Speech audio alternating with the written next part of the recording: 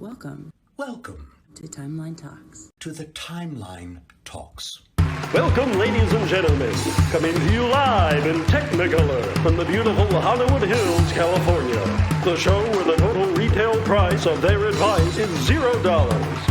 This is Timeline Talks.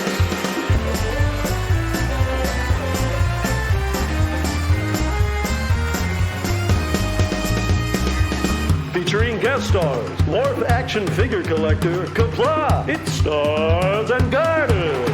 Also featuring Joey, have you ever been in a Turkish prison? Look out, it's Automaton 2000. And now, the man with the chatter, he doesn't have a bladder. Here's your host, Captain Idol.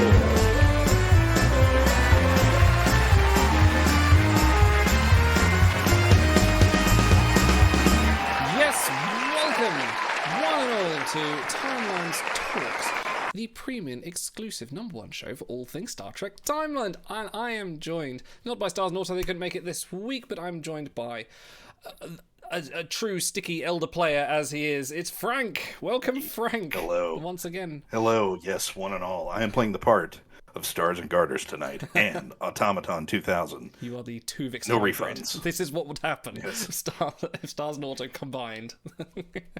I got a little bit of hair, not much. Startomaton? Startomaton? Yes. Auto and Garters? Which sounds worse? Auto and Garters. Oh yeah, Auto and Garters. Okay, I'll make a label for that. Yes, welcome to the show, and welcome everyone in chat and everyone listening. Thank you for joining us this week. Had a bit of a tumultuous couple of weeks, haven't we? But I promise we'll be giving an update on state of timelines and things, because some people have been a bit worried, like, what's going on? But we'll get there. Don't worry, nothing's going away. But yes, welcome, Frank. First off, what we are going to do, we are going to spin that wheel. Thank you, everyone, for submitting show titles this week. The winner, it was Racing Liners in the vote, who was going to be here this week, but sadly she couldn't make it. She feel a bit poorly, so everyone go, "Aww," for Racing Liners. And Get better soon, friend. Yes. Right, let's spin that wheel. Let's get some Darbo.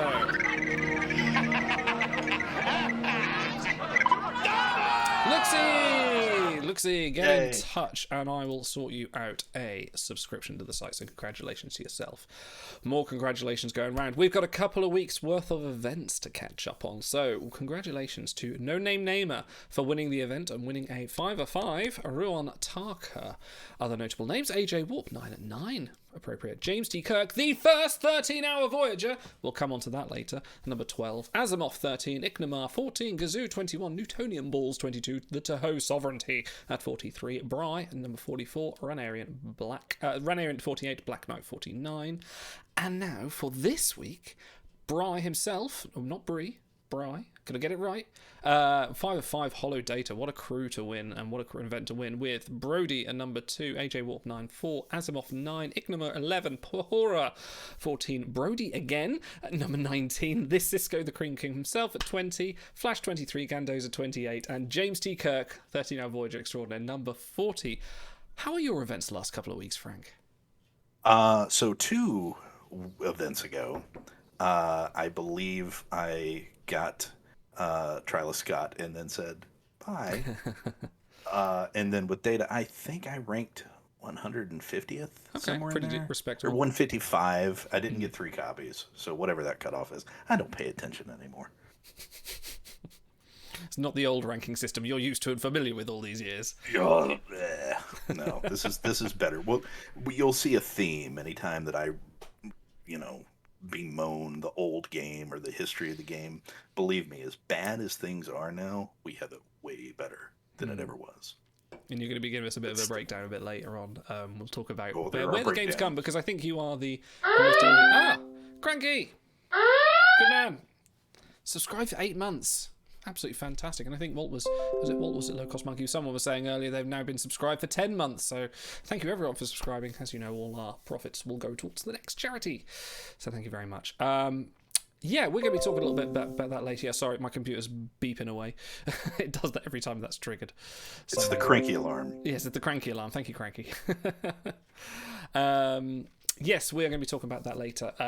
But first off, Some people have sort of said, what's happening with timelines? Because you guys were a bit pissed off on the last show. And yes, we were. We still kind of are, a little bit. But we obviously, I'm not going to stop streaming. Never going to stop streaming. Because we've built up a good community here. People like Frank, look at him, pillar of the community here. And everyone there. So we want to keep streaming. We're still going to do timelines talks. I'm still going to do timelines talks. It may be a bit less often. I was thinking maybe once a month, once every 4 weeks, maybe once every 2. I don't know. We're probably going to do it less often and not get caught in the traps. Hey! Monkey! Thank you very much. 12 months! A whole year. Have we really been on Twitch doing this for 12 months? Holy moly. That was a year ago? Good lord. That doesn't feel like that.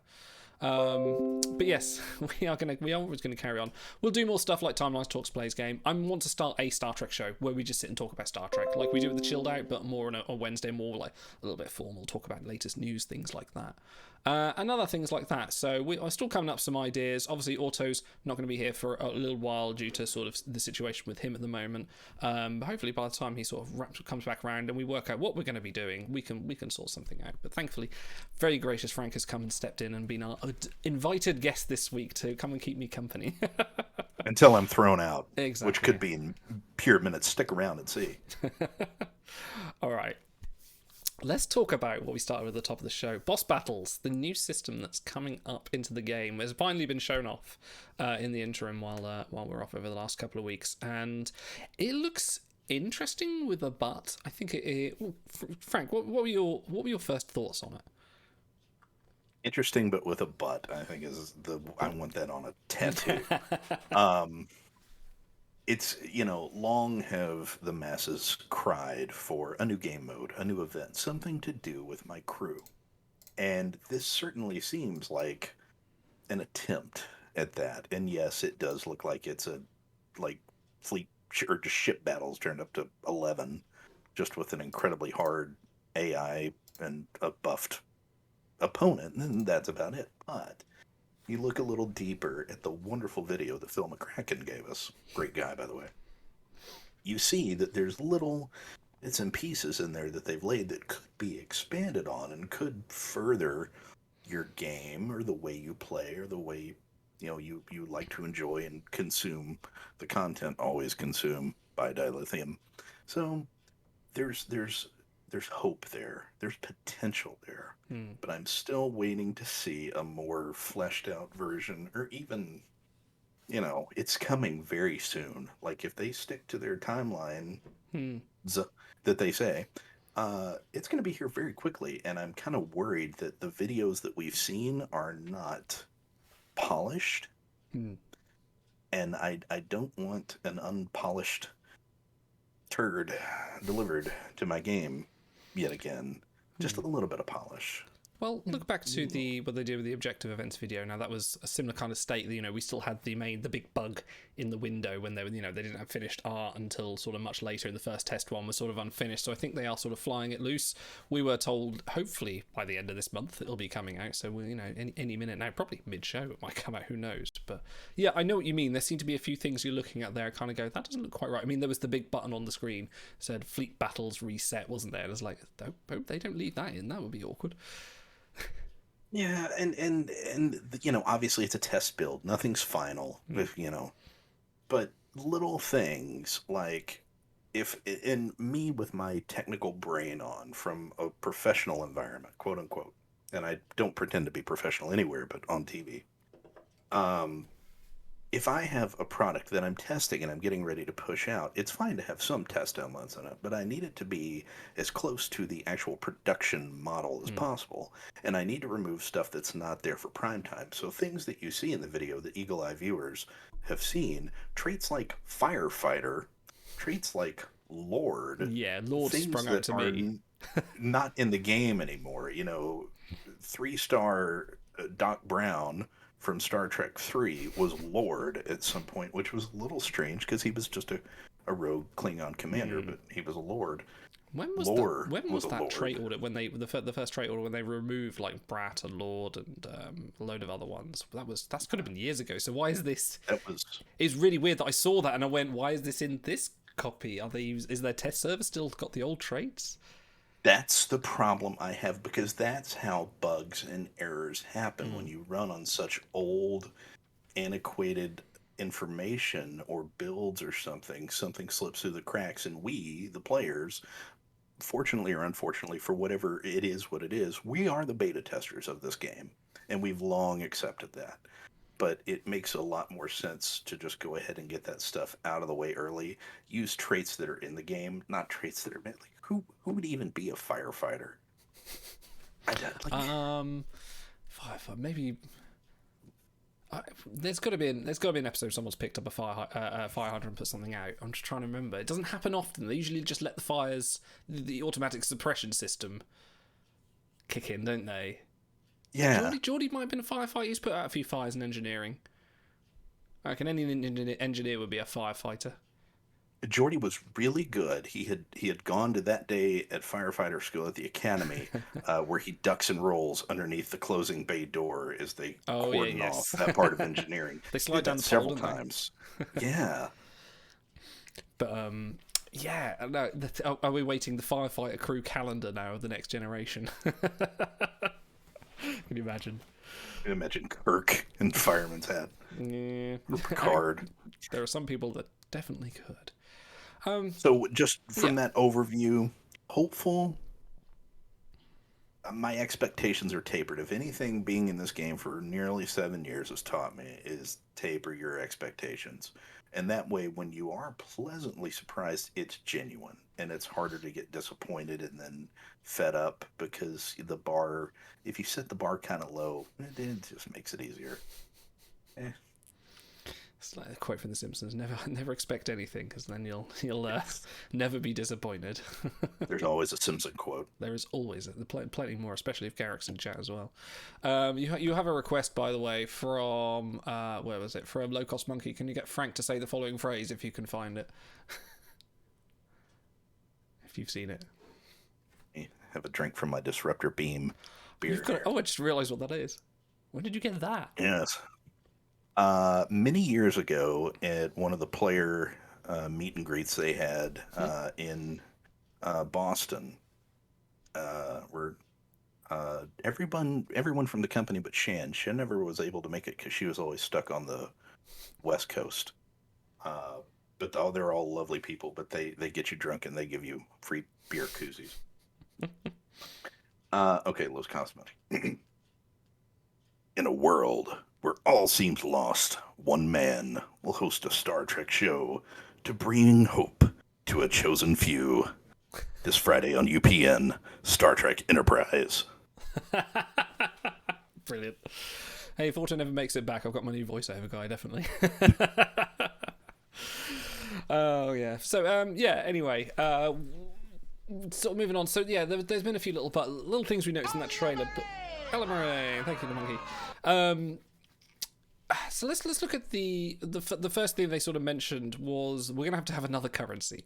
We're going to be Valor. Valor is our currency, and you're going to get 4 of them. I know, God knows, I don't know what the recharge rate is. I assume it's going to be the same as something like the Quantum. But it does seem like, they're gating this already, which is a bit of a meh for me. Going to be slow, because it's not meant for people that have played other games that have like this raid function similar to it, because that's kind of what it is. It's not meant to be done like cadet tickets where you can just purchase and you can go spam and try and get 2-star security codes or 0-star holo programs. It's not meant for that. It's meant to slowly build up, and we don't know, engage with other people in the fleet to collaborate and add your own individual ships and traits and who's got the best crew to fill this slot. We don't know. So it's not meant to go frequently. But I bet there is a method to speed it up by dilithium. Yeah. And then you can do it more frequently if the rewards are good that will push certain players, not naming any names, to do that.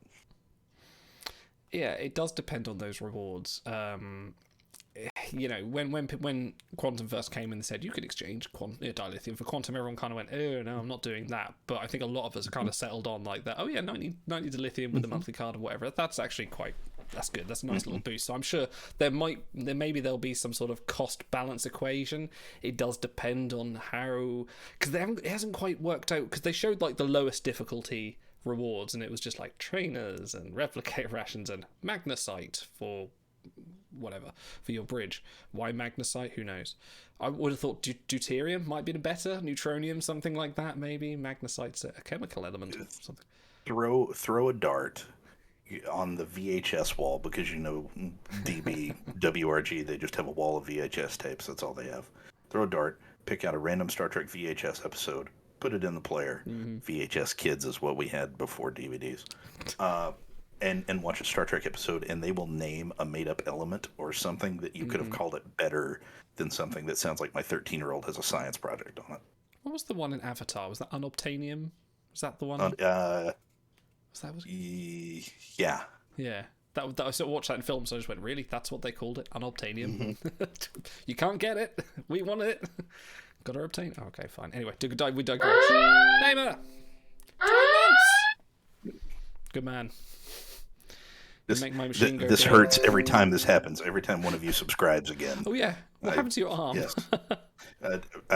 You are correct in chat. I was trying to become Borg, and turns out it's Swedish. I went to IKEA. This is the best I could do. Small little teared bicep. It's fine. It just, keep subscribing. Watch me wince in pain. Yes, the next charity event will be for Frank's arm. Yes. Red alarm. Red alarm. Thank you, Matthias, Red for alarm. following. Thank you very much. Okay, so yeah, Valor's. Yeah, I think that's going to limit people, and when you're.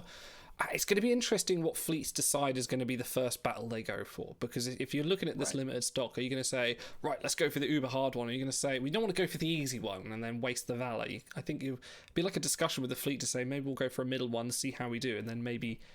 it's kind of... I wonder what the kind of length is between a boss coming back, or does it do it instantly? Does it... is there going to be like a timer before you can fight the boss again? I'm not quite sure, because assuming people with big enough wallets might just be able to chuck Valor and Valor and Valor, get more and more rewards, and potentially break the game, depending if you can max out your captain's bridge on the first day and then never have to touch boss battles again because you've dropped about $6,000 on it. Don't do that, but in theory, It's unless been there is $6,000 on that. Ugh. This isn't Fleet Command yet. By dilithium. Getting there. And the other portion of that I wonder about, because again, we don't know anything. We're not making it up as we go, because you're given what we're given, and we have to infer from that until we get our hands on it, like everything else in this game. When the boss battle, when I have the Valor to do it, and I'm supposed to collaborate with my fleet in some way, where somebody can donate a ship or a crew or something. What if half my fleet isn't online or active? Do they get rewards even though they didn't do anything? Yeah. Do they just sit there? How does that? Do they have to be active and participate? I have a lot of questions about that. And if I decide to whale out and just start throwing cash at it, does everybody else in the fleet get to whale out with me at the same time, or am I only the one going over and over and they have to wait for their Valor to slow roll? Questions. It's the idea of sort of collaborating when it comes to that trait and that combo screen as well. It's very unsure. I mean, if I was to be realistic, I think the amount of collaboration is who completes the combo first in that difficulty. Right. It looks like there's going to be, from what I gather, about 8 to 10 difficulties, judging on the amount of stars there were on that Planet Killer. So I'd imagine that maybe whoever just completes the combo first, whoever does it next, and then you just keep firing at it, and more ships maybe pop in from the side. I don't think it's going to be like real time. Oh, they're online, you're online, both your ships are there. I can't see them having the infrastructure to do that. I think it's going to be a lot simpler. But yeah, it does depend. The combo system looks interesting. It seems like, from what I can gather, is you get that top combo, and you don't know what the bottom was, but it can be from this list. So me and my brain, I'm just like, right, I'm going to have to make some sort of spreadsheet to try and work out, right, if you've got this one, who is this plus this trait. It's a very simple one. You just literally list 2 traits, which Datacore, if you're watching, you could probably implement that pretty soon. Probably pretty quick. Who has these 2 traits? And then that's the list, Aging John J. USS John J. If you are listening, speak up. Your player run tools, the wiki, Datacore, and of course, bigbook.app. That's free. Those are going to become invaluable, as will, sad as it is, third-party chat programs like Discord, God forbid if somebody still uses Line or Slack. Of course, use whatever you want to. I'm not judging. But, you can't communicate in game chat effectively with people, regardless of how many people are active in your fleet, to get something strategic going. You have to take the steps and take the initiative outside of the frame of the game, potentially, to make this successful, because there could be really good rewards on the line, and you want to maximize, especially if you're limited in how many times you can do this. You want to maximize what you get out of it. So it makes it interesting because these tools, these abilities are not native to the game. The chat sucks, and you have to go elsewhere for that. So the other thing with the combo system as well is that gated as well? Can you only do one combo and someone else does the other ones, or can you just kind of go, right, I'm going to buy another 4 Valor and just complete all the combos? Now we're getting max damage. Like, how long does that last? There's a few little things I just need to know how that works, because I could just those of us with a huge, well, pretty much a lot of the crew in the game, especially the ones that are trait rich, because that was Auto's plan when he gets his crew, just like, I want the crew with the most amount of traits because they're all going to be in collections, and likewise here they are going to be very useful as well. It's kind of maybe going to be the new meta for 2022. Like, it's gone from Voyagers to collections, and now we're back to traits, we're back to just pure randomness. And I wonder if then the trait audits just go off the rails. Yes, yeah, that'll happen. Sure it will. That was another point I was going to bring up, and I've completely forgotten. No, brain doesn't work. So yeah, you're going to do these. So you're going to do these boss battles. We're going to somehow complete them with a very exciting piece of animation, which kind of looks a bit boring, if I'm honest. Like, you compare to the normal ship battles, which are very good. Dynamic camera zooming around. It's like, if you play it for the first few times, you're like, wow, this is pretty cool. And if you do happen to look down to the screen when you do one rather than just tapping through, you would you realise, oh, actually, yeah, no, there's some good camera work. But that's just sort of very much a stationary. Here's a ship. Here's the planet killer. Pew pew pew, as it were. Yep. No Name Namer postulates in chat, wouldn't just 1 to 2 whales in the fleet just complete the trait combos for everyone? Yeah. We'll just boil down to lame ship battles we can't warp, and we might only do because of worthwhile rewards. And if the rewards are good, we might spend a little bit more time analyzing whether it's worth spending dilithium or just theory crafting the actual shift battle mechanic.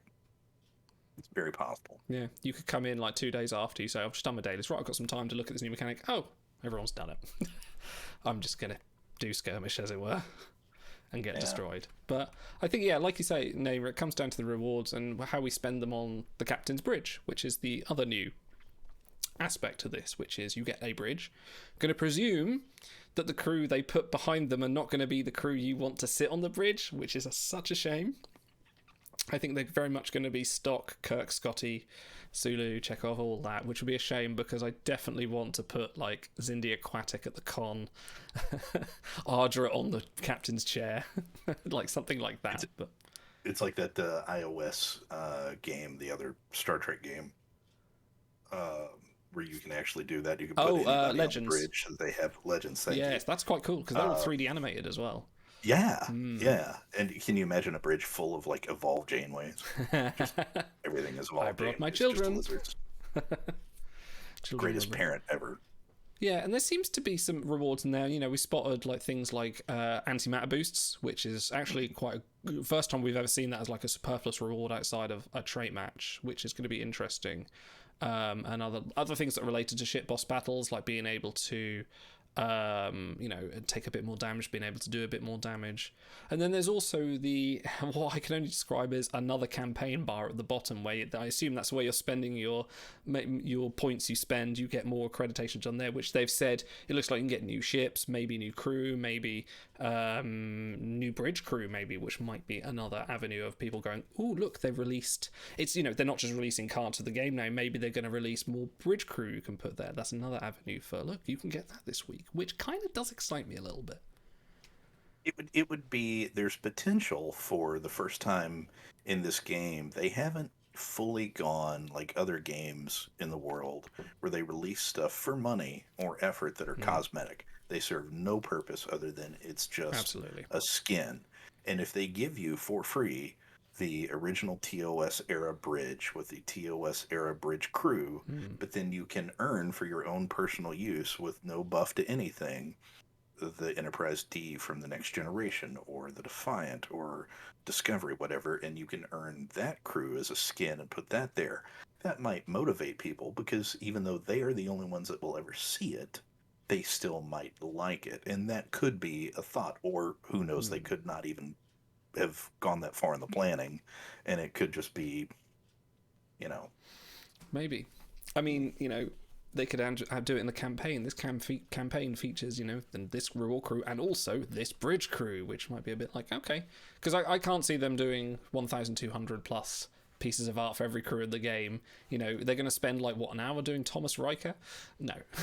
they'll release it somewhere. But yeah, and I think we'd all theorize that in the campaign, the placeholders in the premium Uber mega campaign now with the crappy, hey, here's some Starbase components. We're that's going to be ship battles.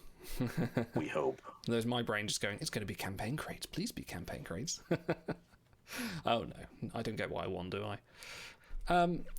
So I'm, tentatively excited. I hope, crew retrieval came out well, as did the Celestial Market.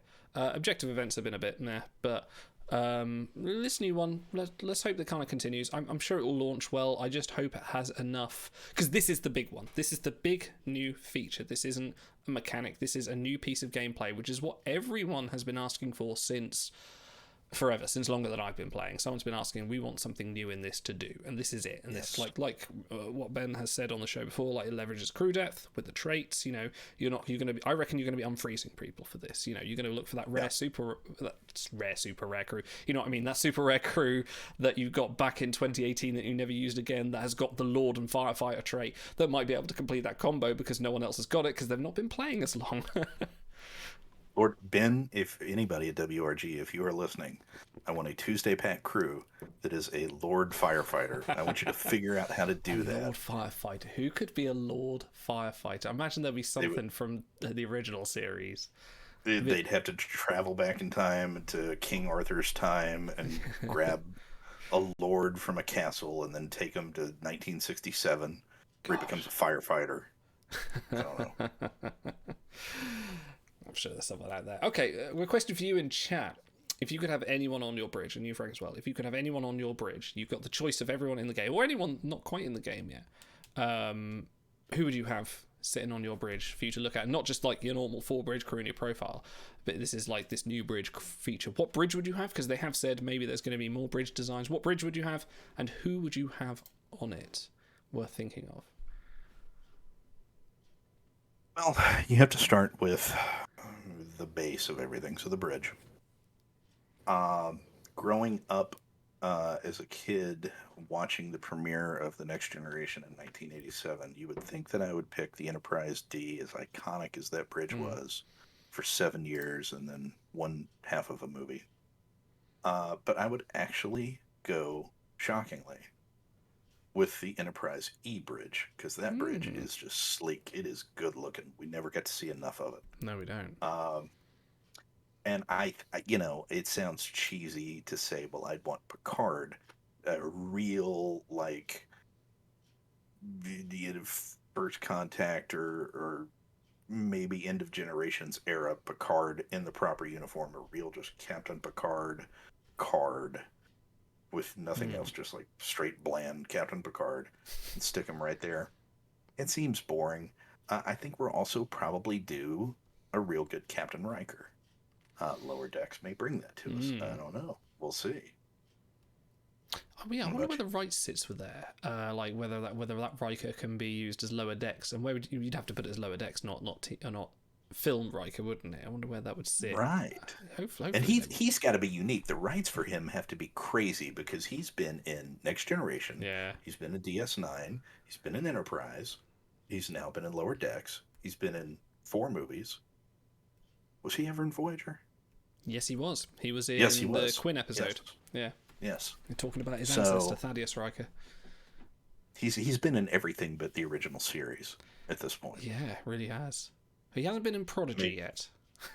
or Strange New Worlds Yet. Yet. Give it time. Jonathan Frakes is nothing but a whore for Star Trek. He will show up. He will do something. Right. I don't know. I think I'm tempted to have DS9 Ops. Because that's very flexible. I'd like to say, like, we could put different people in different places. You know, there's a lot of stations. I like a good circular bridge. I like one where they walk around it and can do different things. And the fact that the obscure view screens are quite up high, I like the DS9 bridge. I think it's very underrated as an actual command center. It feels like a center where everyone's getting together and working out something. I quite like that one.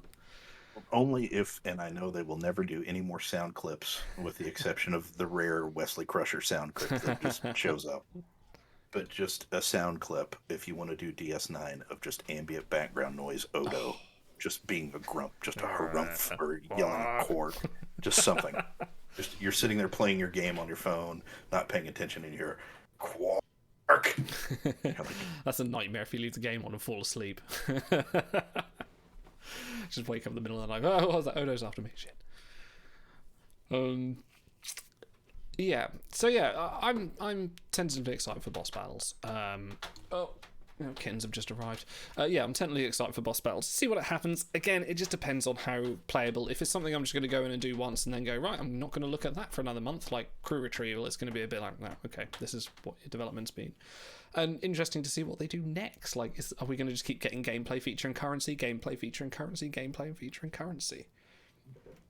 Because if I recall an interview with Ben sometime around the charity episode, he let it slip out that boss battles kind of the big centerpiece of the year 2022 for us.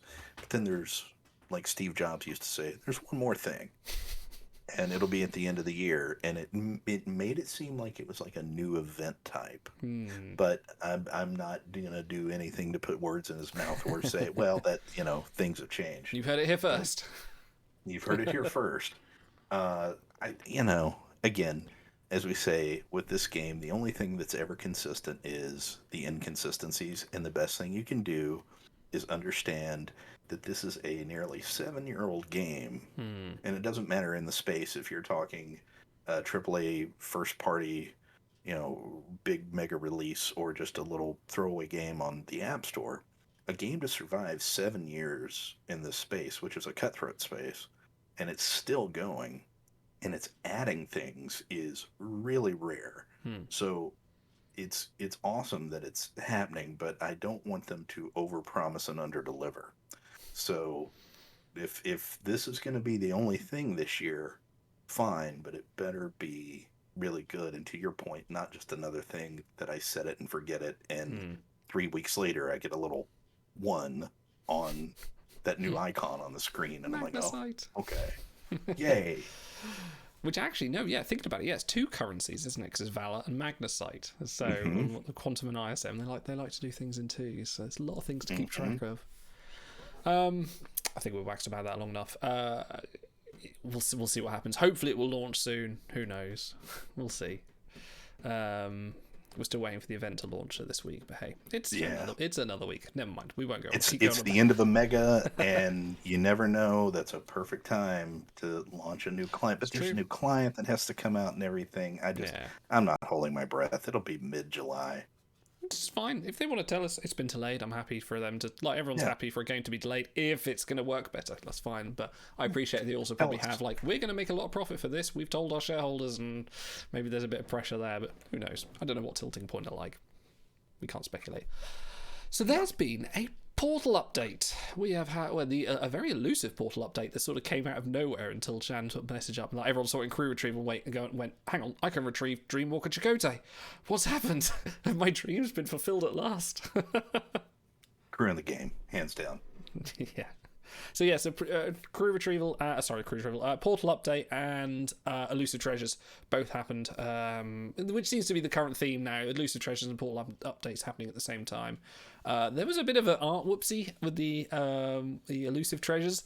It seemed to be they put a couple of crew in there that they haven't released, such as Vidala Elder, who you've not seen TAS. It looks a bit like Chuffed Captain, but isn't. And also a version of Chakotay from the episode Nemesis, which Auto hasn't commented on yet, so maybe he missed that one. I think that's going to be what really brings him into the game. I mean, you think 9, 10, 11 time event winner Otto, it takes a lot to bring him into the game. No, one good Chakotay, he's sold, and he will come burn down the house for it. But what if it's bad? What if it's a It's going to be bad. Well, 3-star? you can't imagine. Hey. Oh, thank you, Spanners, for gifting a sub to Kyra. Kyra, come join the Discord. You can get some bonuses on the Discord, and you get the sub triggers. Yeah, I mean, any Chakotay being launched now that's highly likely to be Command Dipsec, especially if it is the one from Nemesis. Like, maybe I could see Psy in there, but not. a guy in military fatigues holding a machine gun? I don't. Maybe He's not not going to be stretch. mid-inch Psy. Unfortunately not. God, that's the dream. That's the dream. You want that future Chakotay from the 100th episode of Flash. No, not Flashback. What's the 100th episode called? Timeless. You want that Chakotay. That's Chakotay. your mid-eng Psy Chakotay. That is. Hopefully they're saving that one in the chopper, because I think that will bring him back. But yes, there's quite a few good crew now in the portal, because this or where they cut it off was just at the point where they stopped kind of going, oh, here's all these pants crew, and started actually putting good crew into the game. Despite the fact a lot of them were Command Dipsec, but never mind. But there are, crews such as Hollow Zimmerman's in, Rackaball O'Brien, Ancient Humanoid, Fencing Picard, Flint, Lieutenant Ogawa. Really good crew to find now, especially if you either miss their events or miss their Tuesdays. Well, Fencing Picard as well was just in a 490. A lot of them quite easily retrievable. Anyone in the portal that you've seen, Frank, that that's quite worth hunting for? That whole list is a who's who of anybody. It doesn't matter if you are a just starting out player, VIP 0, monthly card, nightmare player, or you're a sticky elderly player. It doesn't matter. That list that he just read out is like some of the best Voyagers and utility players that you can have. No matter how you play your game, those crew will be used. And, previously the cutoff with the prior portal update was the middle of the triple mega that we had. And those are very hard crew if you're going for collections. Again, there's no right or wrong way to play the game. There are wrong ways, but there's no wrong way to play the game. But if you're focusing on collections, Tribbled is one of the harder collections to max out, because there's only 26 crew in the game with that trait, and that collection requires 25, one of which is Honor Hall, one of which is a Gauntlet exclusive. But now, with this new portal update, all the Tribbled crew are in. So you can go focus on that if there's anybody that you're missing, and there's some awful crew in there. But there are some useful ones. But for most people, I think they realize that Voyages are the crew that they need to, the aspect of the game they need to focus on, and the crew they need to target, because Voyages passively give you a lot of rewards. They give you crons, they give you equipment, if you need them, trainers. And you can get quite a bit every day, because you can set an 8-hour voyage and have it returned to you in your normal window of gameplay every day. Go to bed, wake up the next day, do it again, wash, rinse, repeat. And that crew, if you use Racquetball O'Brien, fantastic. We'll get later that a new crew came out that kind of slides him down the list a little bit, but barely. I mean, he's still really good to me. Ancient Humanoid, like top science base, very utilitarian. Fencing Picard, at one time the #1 Voyager, now Not for long. number 4 now, or Yeah, 5. I don't even remember. He slid a little bit, He but is still he's number three. Picard. So, yeah. Number 3. And Flint. A lot of people sleep on Flint. Yes, that's He's very not true. bad. He was a Tuesday. That's probably wise. A lot of people wouldn't go. Yeah. Were you one of the players, one of the sort of players, Frank, that had the top 20 Voyagers memorized? Because there was a time when they never moved. Like there was it was always Braxton at the top. Boothby was number 3, and things like that. Back in those kind of days, where just nothing ever touched that top 20, top 30. Yeah, there was the meta for Voyages ever since it came out, the way crew collecting is. So let me back off that a little bit. When this game first came out, they were adamant, and I mean adamant, that it is not a card collecting game. Oh yes, I remember that. It is a strategy-based RPG. And Yeah, okay. strategy because you have to collect cards, but you use those cards to go on events and unlock nodes, and only certain ones do it at certain powers. So it takes strategy to figure out how to collect with your limited resources and limited crew slots. You see, that's no. And then finally, I think they bit the bullet and said, "Yeah, it's card collecting game." Even, and this is a weird tangent. There was a longtime original player in one of my original fleets that I played with named Space Monkey. You will know the name if you've ever looked at the General Chang card. He has first to max on General Chang.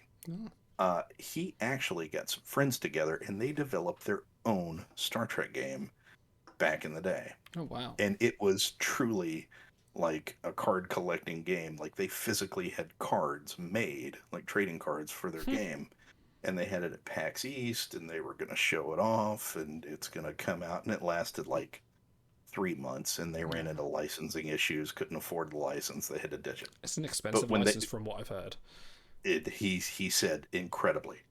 When they went to Paramount CBS to get the license and they pitched their idea of a game, Paramount CBS told them, "No thanks, we already have a card collecting game in Star Trek Timelines."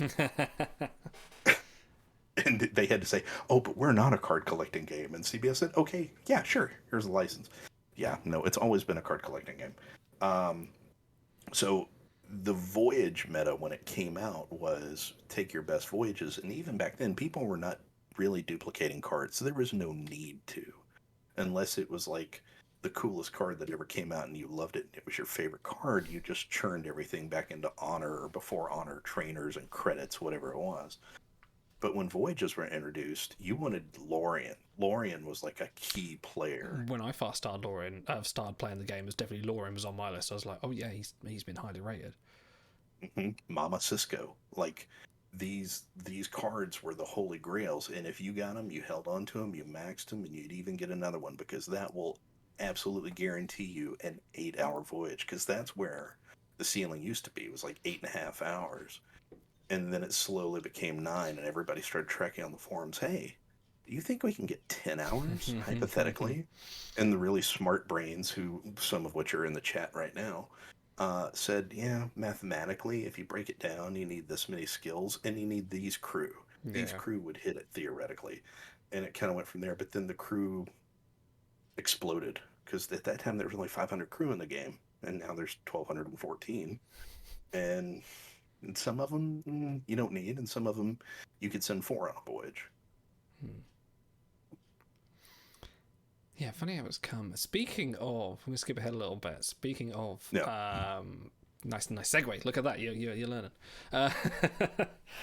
Speaking of voyages, we've had the first 13-hour voyage hit. New milestone. We've gone an hour over 12. Congratulations to James T. Kirk of the Space Junkies, Bajoran Claps, for hitting the first ever 13-hour voyage. Holy moly, I didn't think we were going to hit it this soon. Like, we've been running the 12-hour voyage list for about 8-9 months, something like that. And yeah, smacked it already. 13. I'll pull up the exact time because I feel that's worth mentioning, because I think it's just a shot. Did it while getting top 25 in an event too. Yes, as well. Yeah, exactly. Monitoring that, I need to look at the. I think everyone's looking at that roster, kind of going, "What's he got? What's he got?" Yeah, James T. Kirk. Noted 13-hour Voyager Spear Builder Presage. Yes.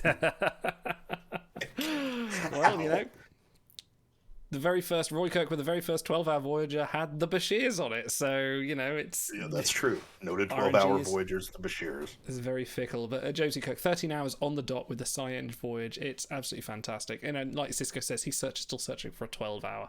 RNG is RNG. It will do harsh things to you if you let it. Cisco? Yeah, I thought I'm you had one. shocked. I know. I would have thought you of all people, all that Ole you bought. New announcement. Breaking news. Breaking news. Ooh. Collection has been added. I have to restart my game for this. By the way, my voyage crashed horrifically. Damn it. Stupid show. I niftied it. Nah. Go on, what you got? I'm not going to the forums. You can go to the forums, dear watcher. I'm not. Well, I'll tell you what. I know what it is. It's Prodigy. It is the Prodigy collection. We got Star Trek Prodigy in the game. That's Prodigy. Amazing. Yeah, okay. I didn't think we were going to get it. You heard it here first. No, unfortunately not. It is Prodigy Crew, and I don't know what the milestones are, but yeah, that's an intro. I believe it's a 40 collection. Where's my thing? I could just boot up the game, can't I? Let's have a look. It's not yet live. It's not yet live. Okay.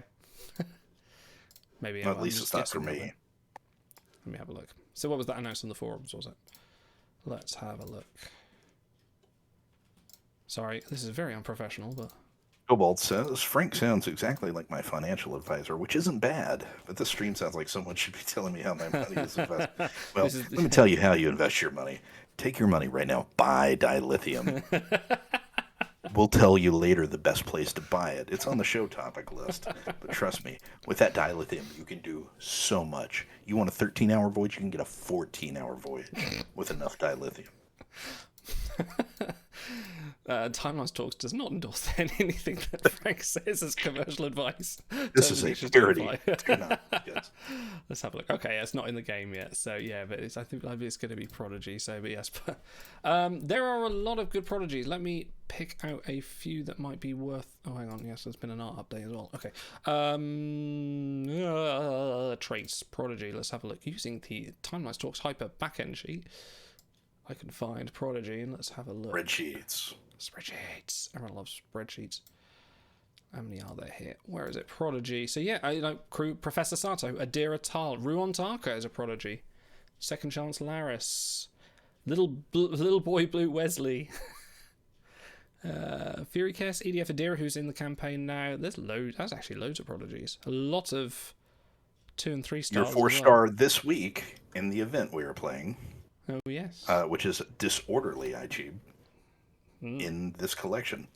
Your monthly reward and former event Tam Elbrum in this collection. That's This quite a event's nice chock little full collection. of them. So that must have been the one that won the vote. What are the two other options? It wasn't. Was it Merchant and something else? Gambler. Gambler and Merchant. Gambler. Yes. I kind of wish it was Gambler. I would like a Gambler collection. That sounds more fun. That's a lot of corks. Oh, Gambler and Trill, that was it. Gambler and Trill. That one had 69. Nice. Yay. Nice. From Shan, greetings, captains. Thank you so much. I should read it in Shan's voice. Greetings, captains. Thank you so much for your participation in our latest survey. I don't know what she sounds like. She could be a very deep voice Russian. I don't know. As a reminder, you have voted for a new collection. Three choices were Prodigy, Trill, or Gambler. The winner was Prodigy, not a rigged vote. And the resulting collection, Wunderkind, will be released today. Yes. Interesting. This is the Otto Garders 2000. I can say a German word. With this server update, we're also making the following changes. Better late than never. Ripper gets his tardigrade trait. There it is. Now, what about a frame and dot? And Serata 4 LaForge items no longer have a typo. Thank God. I didn't actually notice that. I haven't looked at them up. No, okay. Didn't either. No. He got no. Fine. Double your crew offer temporary change. Big one for those of you who are not VIP Zeros. VIP Zeros, close your ears. From now until Friday, July 1st, around noon. Noon, not around noon. The cooldown for double your crew is being reduced to just 12 hours. Enjoy. Really? That's... Please note that due to this change, once active, the offer will remain for only 8 hours instead of 12. Buy quick. So you pop a new gold crew, buy, and not with dilithium, cash money. Buy with cash money. You only have 8 hours, and then it's gone forever. You will never see that crew again. You have to have it right now. Buy, consume. Or don't. Just save your money. Go donate to charity. Buy food. Buy gas. Buy something. Yeah, you've all got cars, right? Exactly. Yeah. Thank you for your playing and your continuous support. That kind of reminds me of the latest one they did with the, sell your crew for a bit more honor. It's just like, well, now you can buy more crew, more W crews. It's a weird thing to do. Are there that many people DYCing? Okay, now I'm the worst. Okay, let's just get it out there. Resident Web. Yes, I spend $1 or $2 on this game. The only crew I do not have immortalized in the game right now is Brunt FCA. Wow. Wow. And I will, I guess, next week when he comes out, because I will actually try in this event. But if a crew comes out that's like really good that I want, or it's like a really good Voyager that I could use 2 of, yeah, I'll buy the double your crew. but no, usually for $25, it's not. Now that they've added it with a site and then they give you everything to level it up to level 80, it's a better deal than it used to be, but still, I think it's a little too much. I think for like double your crew, I'd want them to sort of triple it and maybe give me all the items. That would maybe make it a little bit worth it. I don't know. I don't think, and maybe drop the price a bit. I don't know. I'm not. $14.99 US, I think, is probably the sweet spot. That's where you would get people, because for $24.99, that's the premium Uber campaign. I get 2 legendary crew 4 out of 5 stars automatically with that $25. I get like 4 legendary sites automatically. I get a bunch of premium pulls that I may, you won't, may get a legendary behold out of. That's intrinsically just way better value than, well, here's one more copy of Shenzon. Well, as I was going to say, the only crew I've seen that might, you know, that people possibly should even consider it if they do spend on the game is like on all crew and maybe exclusive crew like Scapegoat O'Brien for dupe purposes, because you will never get another K-list once you bought that first K-list. Like, if you want to run 2 of them, that's the only chance you'll ever get, which I don't recommend anyway, but it is for those that are just like, well, I want to keep all my options open. I have 3. How do you have 3? So, when he first came out, I didn't. Honor Hall was brand new. Like, it was the day Honor Hall launched, and they're like, "Here's the Honor Hall, and here's Kalis," and we were all like, "Yes, please. Here's all my honor." Didn't think about double your crew. Plus, I think back then the cooldown was still 72 hours, so it was hard to plan it. Then they did some sort of bug with some sort of server release that completely reset the Honor Hall for some people. I think for everybody, but a lot of people just hadn't bought anything out of the Honor Hall. So every crew available in the Honor Hall that I had already bought suddenly returned. So I bought them again, but this time with the double your star, and I said, okay, yeah, I'll buy that. So I have bought Kalis twice for 100,000 honor both times. I paid $25 for a 3rd star, and then I have used 12 copies, 12 sites on him. Wow. And the only thing I've ever done with 3 Kalis is put them on my bridge. No Never other functional else. use. You never taken the 3 Zero. Kalis Klingon Gauntlet, have you? I don't even play Gauntlet. Oh, well, there we go. No. That's a flex. Take the crew that's the best in the Gauntlet and never use him. That's like on the level of stars taking Braxton and freezing him. The Prodigy collection is now in the game. The stat boosts are interesting. The first goal has no stat boosts, and neither does the last one.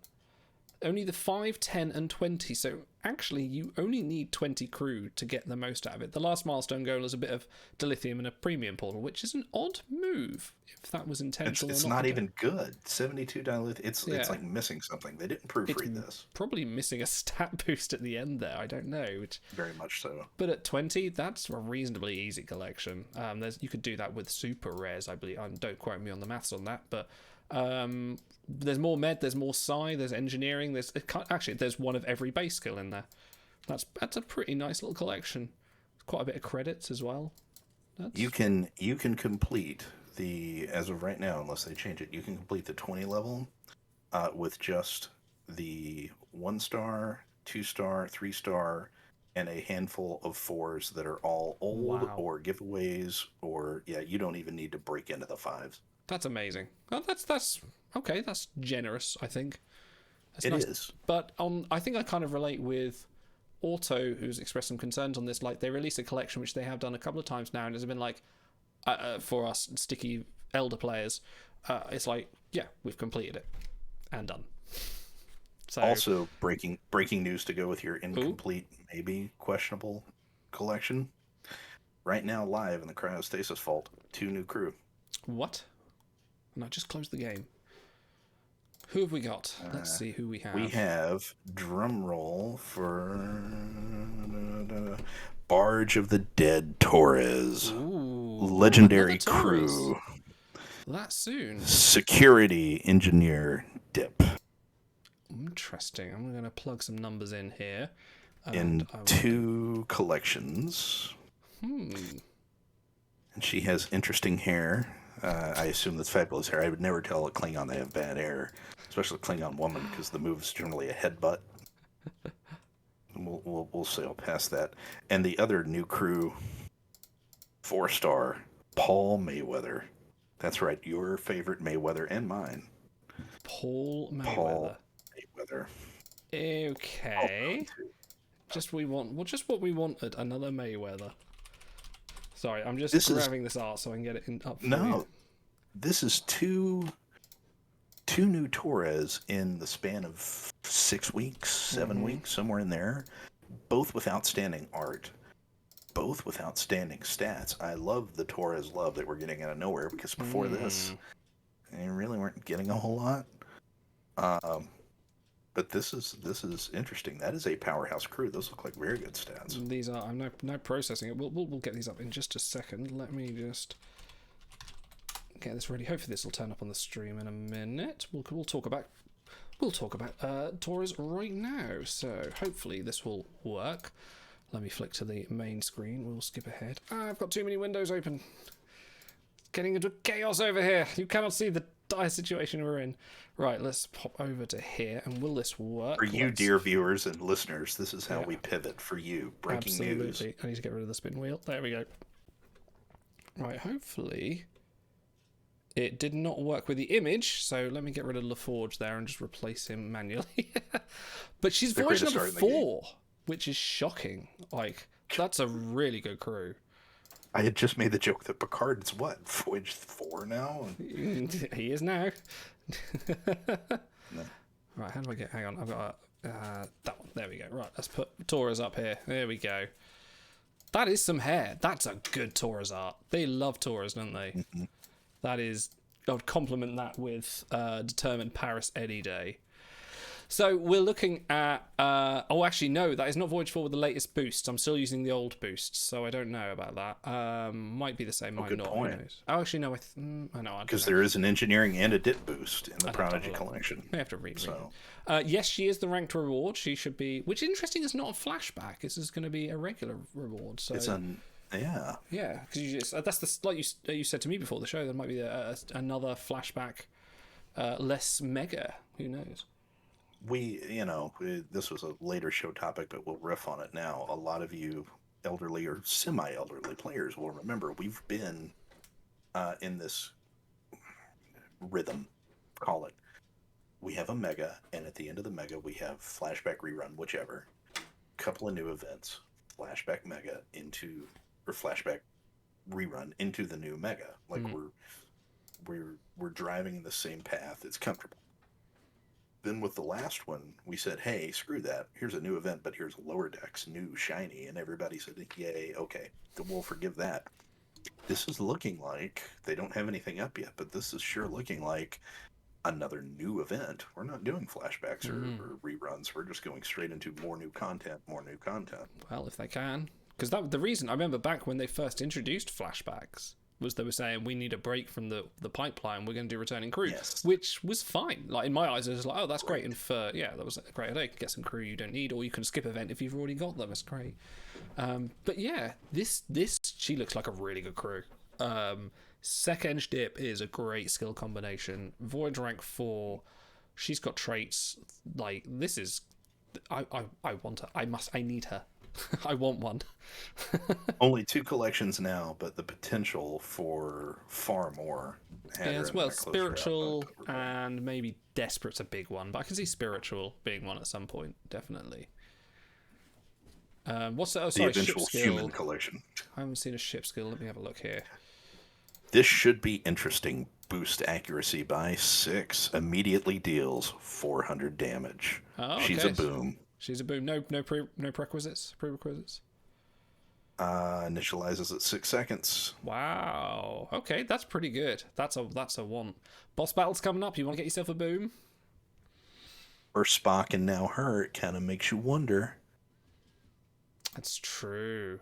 They actually think have ship abilities become the new meta now? Is this? Go to bigship.app and Big ship. bring your ship abilities. But no, I like it. I like that art. That's some really. I'm glad they've got the person that does the really nice art in to do Yes. this, because that's a good looking Taurus. Orbital Taurus was really good looking as well. Definitely. So the other one we've got, let's get rid of Taurus as much as we don't want to. Hopefully I press this one, and Paul Mayweather. Da-da-da. Oh, and literally as I clicked to touch him, Cosmic Kondo coming soon. The new event has popped up. Oh, okay. Cosmic Kondo. Okay.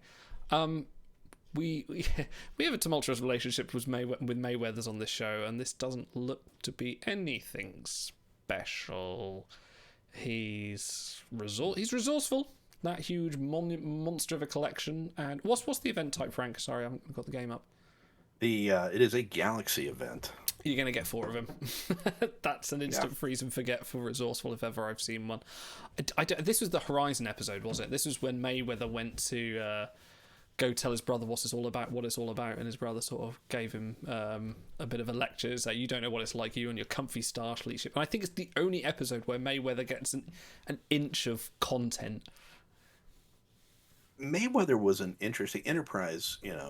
It was hobbled by only being 5 seasons compared to the 7. So if you keep the same crew as the other shows did, relatively speaking, you have 2 less years to flesh out some of the side characters, because not everybody can be in the captain's chair, first officer, lead engineer. Mayweather never even got that. Barely. He was the most, I dare say, forgettable of the main Sadly crew. so. And it wasn't anything to do with the actor, or I don't even think the writing was just hampered with, okay, we're focusing on this very particular story with the pre, Star Trek. This is the first Star Trek linear show until Discovery. So here's all the crew, and you're going to learn about Jonathan Archer that you've never heard about before now, but he's the most important captain in history. And here's a couple other people. Oh, and here's Mayweather. Which is a shame, because Andy Montgomery, he had a chat with the Shuttlepod 1 guys, obviously Dominic Keating and Connor Trenier. And yeah, he's a top standout guy, really good, really good Star Trek fan as well. Like, he's a big, you know, huffs his own supply, he likes it, but he's always said, like, yeah, I look back, he's been rewatching it, so I look back and go, what were they doing with me back then? Like, I could have done more. Though, like, if Enterprise was, you know, produced now, I'm sure he would get a lot more content, and he'd have a lot more range instead of just, you know, happy, smiling helm officer. Yeah, they you know, again, they were hampered with what they were trying to tell, because they're trying to tell the story of the birth of the Federation, and so you've got to meet Vulcans and you've got to meet Andorians and got to do all this other stuff. So the helm officer really doesn't matter. He'll be a footnote in history ultimately. So we don't need to tell a lot of stories about him. That's great, but for my TV show, Trek fans, we're all kind of particular. We're geeky. We're nerdy. We like these things, so we don't want a bit character there that has no real play. That doesn't fit in the world that we envelop when we watch, and we become part of this universe. So they did kind of do him dirty, and I have had the pleasure of seeing him at the conventions, and he is just a great guy. Very nice, very friendly. But, you know, every show has had their Mayweather, so to speak. He just happens to be the one that we coined the phrase for. And spinning back to Paul, a lot of people in chat saying, yeah, jury rigger. Actually, yeah, that's a good point. Jury rigger is a smaller collection, but it is a tough one. You have to have a lot of golds to get that in, and for people that are playing, especially free to play, a free jury rigger, absolutely golden. You know, that's a good one to have. Can't complain at that. Definitely not. But yeah, I don't remember much of Paul. How did the episode end? Did he die, or I forgot? It's been a long time since I've seen Horizon. I think it's season 2, isn't it? Or is it season 1? Might be season 1. Is it the one with the Nausicaans? Is it? Oh my god. Is that him, or is that... Oh god. I'm going to have to look. Sorry. I'm going to memory alpha it now. I have drawn a blank. It is Horizon. Yes, it is the Horizon episode. I think I've only watched Enterprise twice. Where's Racing Line? Oh, well, sorry, Racing Liners couldn't make it this week, sadly. She's feeling poorly. But Yes, yeah. Where's her for her enterprise knowledge? Exactly. Yeah. Was it this one? Was it the Nausicans? Alien ship doesn't respond to hails. Oh, fake fanning it right now, all the way around. Dear oh dear. Never mind. We have lost the plot completely. We We are failed off our the viewers. air. This will be the last Timelines talks. Why do people keep saying that? Is there something I know that you guys know that I don't? But tune in next week for Timelines talks. Yes. Do you know, I've actually been giving serious thought to doing the Picardo rebrand because he addresses us the Timeline Talks. I've actually been giving some serious thought to renaming the channel to that because it rolls off the tongue a bit late and it doesn't look like Timeline Stalks when you write it down in one sentence. So, yeah, okay, Paul Mayweather, dull as dishwater. Okay, let's. He's free. It's a Galaxy event. He's free. Go for Taurus. Oh, we got Galaxy. Even if you're a Taurus. VIP 0, yeah, it's not going to be pretty. Bye, Crons. It's not going to be pretty. Okay. So here's what you do. You go to the brand new web store, buy. store.StarTrekTimelines.com and buy the $500 worth of crons. Frankly, you can place in the you must be reading top 25. They're reading the same sheet that I am, or we're on the same kind of wavelength, as like you know. Yes. So they opened a web store, didn't they? So it was, I forget the web, stt.webstore or something like that. I don't know. Don't go there. There's some pretty outrageous deals on there. If you want to buy your dilithium in bulk, it's like, is this the Costco of like Star Trek Timelines? You get everything in crates, you put on the back of your pickup truck, and off you go. Costco has better quality stuff, actually. I don't know. So solely the brand name of Costco. You're probably the closer we have to an expert on this, as someone that's put a bit of a flutter into the game or two. These kind of deals, looking at what's on the web store compared to what you've previously spent on before. What's your take on that? So back in my day, offers used to be bad. A lot of people, and it's a joke in chat, we love sail the starry skies. They still are. Spoilers. There was a time period where Disruptor Beam at the time, DB, they didn't know how to value real money versus in-game currency, and it took them a while to see that they were a little too high and they needed to come down and be more generous. John Radoff, the owner of Disruptor Beam, the former head of the studio, was very famous for saying he will never ever give away dilithium for free to players. Dilithium was a hard no for no reason anybody would ever get it for free. And then of course eventually they gave dilithium away plenty. So offers got a little bit better, and the valuation of dilithium got a little bit better to where you buy a $25 special offer that pops up on your screen, and instead of getting 1,500 dilithium, you may get 3,000, and it kind of goes from there. And of course, then there's 500 different offers. None of them are consistent, and if you try and chart them out and say, "Oh, this one's really the one you need to watch for," you'll never see it again. It'll never be back because they're just going to put some other permutation of it with a different amount of crons and a different amount of packs. It's crazy. This store reminds me of the old school valuation of things where they say, "Hey, we don't have a limit from the App Store of how much we can charge you, so how about you give us $500 and we'll give you a mountain of dilithium, a huge amount of dilithium, and you can go spend that right now on shuttles, or you can go spend that on this shiny new crew, and it'll be gone, and then come back for more. We'll give you some more." That's not how it works. Players aren't doing that. I'm sorry. If players aren't.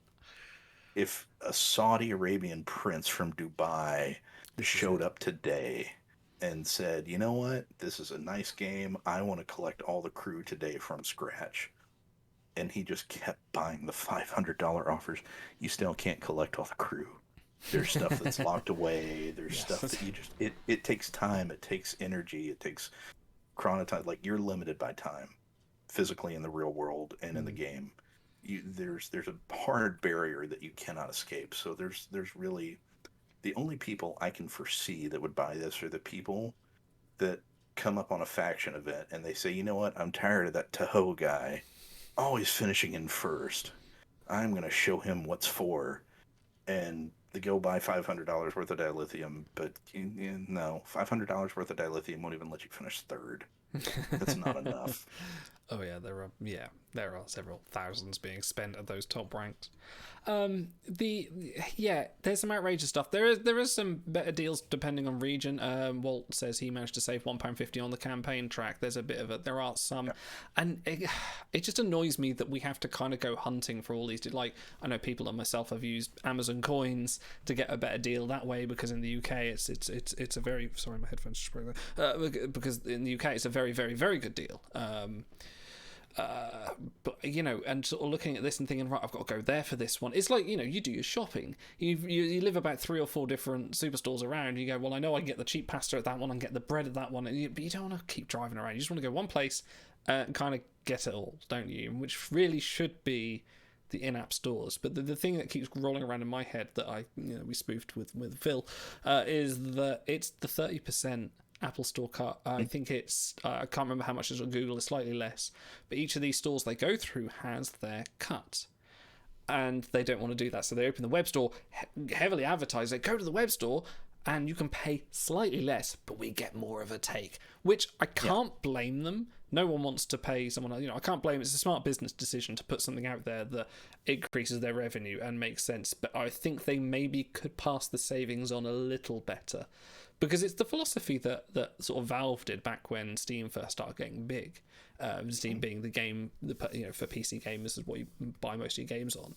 They kind of came up with a theory that, like, if you discount the games more people will buy them, and you will increase your you will get more of a profit from it, and that worked largely. And you saw some insane deals. You were getting like AAA games for like about £8, something like that, and it worked. And I kind of wish they would once in a while, because we wait for the leap year deal offer, don't we? Which has happened twice now, so it might happen again. And people are going, well, if that comes around, I'll get that, and you're waiting for those really good deals. But I think if they just shrunk things down a bit and made it more accessible. But I don't think, like you said, there's probably some very rich person out there that's looking at this kind of going, oh, I like this game, I'll put my whale amount on there. And these are like, this is what the free-to-play market goes off. This is what Diablo Immortal is doing right now, is getting people, like getting the streamers, getting all the people with more money than sense to just drop everything on it, because it's nothing to them. It's nothing to them, but it's a whole shitload for a load of money for WRG's portfolio and saying how much money, like people like myself and yourself, like just buying the campaigns, like, yeah, that's nice, that brings up our regular income, but this definitely targets those like big splurge spenders, people who will just buy new TVs because the latest model's out, or just go, oh, I'm gonna get the new car because it's the 22 plate, it's the new registration, I've got to have the new car. So it's my favorite Abraham Lincoln quote: you miss 100% of the shots you don't take. And this is them taking a shot, because for the amount of money that they paid a web developer to make this amazing web store, I mean, I'm shocked at the quality of it. Just mouth dropped. I need a sling just for my jaw. Am I sensing... Hang on. Captain, I'm sensing some sarcasm here. Go on, what's your story? Like if they sold one $500 packet, they've made their money. They're good. And anybody else, but I agree. And still, like everything I have to say with a caveat, it's still early days. So you could see them launch exclusive deals there where stuff actually is discounted. I bought my premium campaign there with a savings of $1.75. Ooh. But making fun of it, it was still a savings, and I do appreciate them doing the savings because, to your point, I understand they're not operating a charity. They're there to make money, and if they don't make money, the game goes away. So I'm continuing to support them, and I'm all for it, but they're not quite getting it right with the authors that they're putting forward. So I want to see them go back to the drawing board and try and figure out what they can put there, because the offers, and we'll touch on this briefly, I don't know anybody that paid attention when the elusive treasures were up last week. The offers that they had on that web store were ungodly bad. Like, I could not I thought I was doing math wrong. I thought I was having a stroke, and I was just not doing math. I had forgotten my basic second grade math because what they were charging you for was exponentially more than what you could have gotten in game or elsewhere. It was actually a ripoff to buy from them, and it was in such large volume that it further made no sense. Yet they pushed it, and the announcement is this is the place to buy these exclusive packs that you won't get anywhere else. I thought, oh, no, this is not it. I appreciate the effort. Go back to the drawing board. Take this as a lesson learned, and maybe finesse it a little bit. Do it differently. My worry and my concern is, like everything else, the Diablos of the world, they're going to get a little eager, and they're going to put something exclusive there and lock it behind that paywall. And so far, any crew that's in the game is not unobtainable by anything. Eventually, all crew are added to the portal, or you have Honor Hall, or I guess Gauntlet. Anybody, a VIP zero player who spends $0 on this game, doesn't do offer wall, and only gets their dilithium from the campaign, they can get eventually all the crew in the portal very easily. They don't have to spend a dime. My worry is they will put the first locked behind real world money crew on that store or a ship. And you already have the Honor Hall ship, which is so pointless. What more could you do? Because then you immediately devalue 1.25 million honor with something else and say, oh, but this is better, this is shinier. No, it's pointless. So I hope they prove me wrong. I hope that none of that ever comes to fruition. Yeah. I just like to be the skeptic and think, yeah, they've done this because they just don't want to pay their 30%. I think that's there, I think they may do something interesting with it, or they may link it to just the existing deals that they're running. Who knows? I kind of, looking at the site, it's a bit sort of templatey. It's very much like, here's that template, and now we've run our store program through it, which has its problems, as you and a few other people have encountered, haven't you? Yeah, the campaign was flawless. I bought it, and then I kept it closed on my phone, opened it up on my phone, boom, it was there. And then I bought an offer, did the same thing, didn't get it. And I had to file a ticket and say, hey, hiccups, I understand, but this is not a good look. Right out of the gate, you're doing a web store where you're charging, at minimum, the cheapest offer you're doing on all these new exclusive offers is $100, and it doesn't even work. It's like, Yeah. that instills zero confidence in me as a consumer. I'm not going to touch it again. So when you did it, and because I haven't tried this out, I haven't used it, but when you do it, you have to put your DBID in, don't you? Yes. So you do your DB, and this is interesting because I played around with it and tested because I was curious. You put your DBID, and then it gives you a pop-up to do your credit card information. Anything, the same processor back end, Xsola, or I think I'm pronouncing that right. They're used heavily by Twitch and some other platforms for processing payments for like subs and bits and stuff. So I'm familiar with it, having been on Twitch for many, many years. But I'm used to my payment information being stored, so I can just kind of one click yes, and go. Steam's the same way. I'm used to like that convenience. Here, you enter your DBID, and it pops up a box to enter your credit card information. Doesn't save anything ever. No way to save anything. Okay. Not even like my web browser stored stuff, which is secure, good for them, but it's inconvenient if I'm wanting to buy several things and having to click. Because I fancy like another 500 dilithium. Yeah. So it's kind of painful, but then my brain started thinking, well, if they're not really keeping track of anything and I don't have a login button, what stops me from buying the campaign twice? And what happens should I buy the campaign twice? How badly can I break the system? So, of course, I said, let's buy the campaign a second time. And the second that I entered my DBID, up in the top right corner where you would normally have like a sign-in button, my DBID appeared magically. And it took the option to buy the campaign away. It just took me back to the home screen where I was logged in. Okay. So there's some functionality they're probably going to add eventually, and this is a very borked version of it. So here's my malicious evil idle thinking is that you could put anyone's DBID in there, which is great. You got a friend, you want to buy them the campaign or something like that. Someone, you got a poor player in the fleet and you will take sympathy on them. That's quite nice, But my malicious brain is thinking, what happens to all those VIP 0 people? That someone buys the campaign for them and they're all of a sudden like, oh no, because I know people are quite proud of their free to play, more power to them, but I think it opens up avenues for some people to really ruin their day, which is mean and nice at the same time. I don't know. If I was in Las Vegas for one of the conventions, and noted VIP 0 player Stellar Ice was there. And this was actually during a Galaxy event that she won. She won it while at the convention. Yes. On the convention floor, which was the craziest thing because I watched her suffer for 2 days, not sleeping. She looked like hell. I mean, in a good way. I don't mean look bad, but like, you see somebody in Vegas that hasn't slept for 2 days, you're like, wow, that person's lost a lot of money at the tables. No, she's just walking around on her phone playing a game. And I confirmed she is actually VIP 0.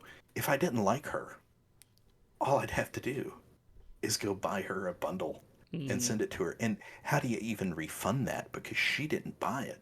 So customer service can say, oh, well, I guess we can take away your packs or your dilithium or your VIP points. Yeah. Where's the money go? Because they didn't process it. Exola did. And it's very anonymous. Which is interesting they didn't, because the forums have the functionality to log in with your account. You'll log in with your DBI, which is linked to your game. So it's crazy to me that you don't log in with that and do the purchases. You just put in your DBID. And for people probably play the game going, what's a DBID? That's that long list of numbers that you can't copy and paste anywhere, other than maybe if you log in with a support ticket somewhere. So it's, or you go on the data core. The data core will have your DBID sort of there in your profile. So yeah, it's an interesting system that has potential to be nice, but potential to be a bit funny. I don't know, especially in regards to refunds as well, which you were lucky. You got through to CS, and I believe they accommodated you, didn't they? They did, and I'm not saying that a VIP 14 player has better CS experience than a VIP 0. I at one point there was a separate, I can tell secrets now. At one point there was a separate customer service queue for. Oh really? VIP 14, and not even all VIP 14, just like certain VIP point levels. They like went to the senior agents or whatever. But then there's been a lot of exclusive treatment. The posh bar. Got exclusive treatment. That's since changed up a lot. I get the normal different people answering my tickets that everybody else would get. But I got an answer, and I think it was just because of the timing, because they're based over in, I think, the Philippines. So I got an answer to my ticket, I think, because it was during working hours for them very quickly. And they were very quick to correct the situation, amend it, say they're sorry. And I'm like, okay, it's fine, you fixed it. But they say in the disclaimer on the web store, we talk about being, evil and gifting somebody something they don't want. If you are trying to buy it yourself and you put in the wrong DBID, because to your point, true. Yeah. you can't copy it out of anywhere, it just goes into space. It doesn't work. And then you're stuck in an endless loop of support tickets saying, hey, I bought this thing. I didn't get it, and it's a mess. So there needs to be a little bit more. Yeah, how do you prove that? If you've made a typo and you can't remember what that typo is, how do you kind of go, I made a purchase with something that looks like my DVID? Like, that's got to be a nightmare. It won't let you hit the buy button until you enter an email address to get a receipt. Oh, okay. Okay, well, that's something. So it forces, so you have to screw up both your DBID and your email as well. Okay, well, I suppose at least that's 2 points of safety there at least. No. Okay, yeah, well, we've spoken too much about this ways of giving them money, so let's not. Frank, you've been playing this game longer than probably anyone that I know. Maybe a few other people possibly, but you've been here from pretty much the start, would you say? Mm-hmm. While I head off to visit the little boys' room, please regale our audience. Like you said, you were going to give us a little bit of perspective, I would say, of how we have it now and what it was like then. Well, and there are notable members of the community, like the Cream King himself, Cisco, one in chat, that have also been suffering for as long as I have.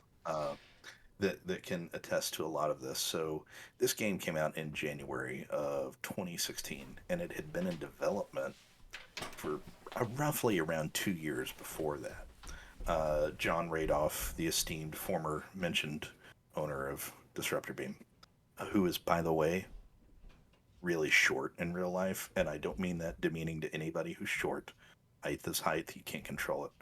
But I was expecting this guy to be like a really tall, larger than life guy, and then I go up to him at one of the fan meet and greets, and I was like, the first words I said to him were, "Hi, I'm Frank. It's so nice to meet you."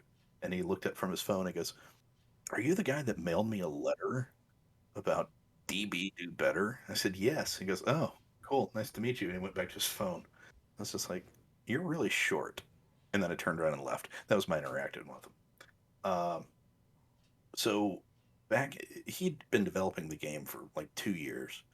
Uh, he is um, a really big Trek fan.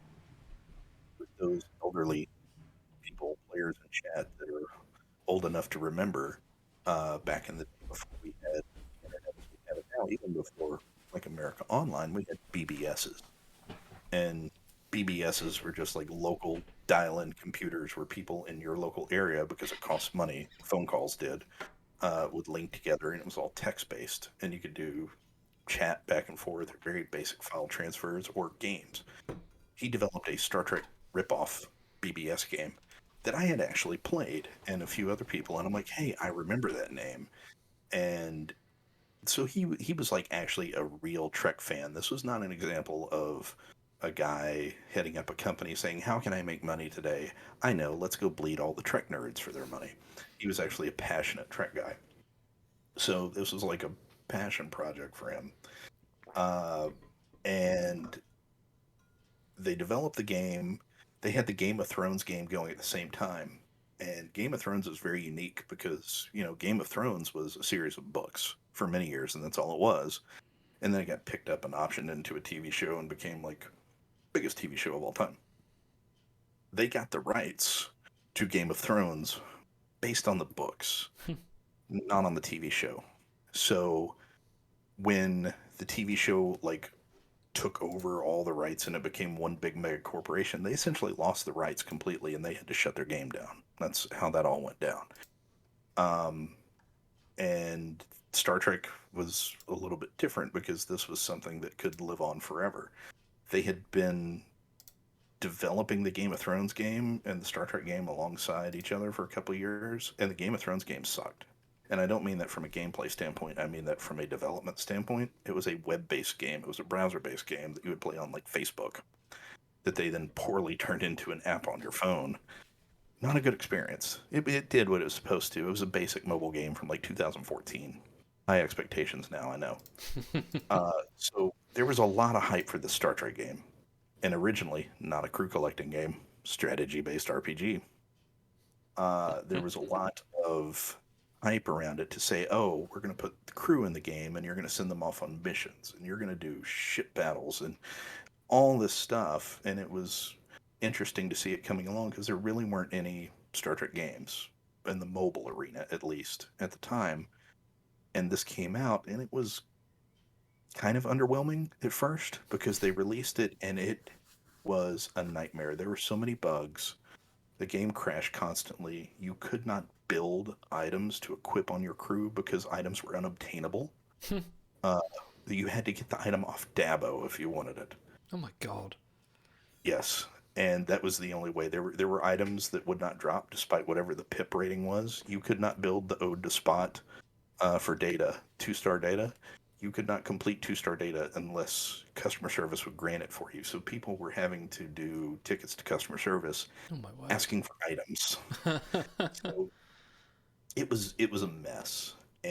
But it was still a Star Trek game. And we put the blinders on and we said, well, despite the mess, here we go.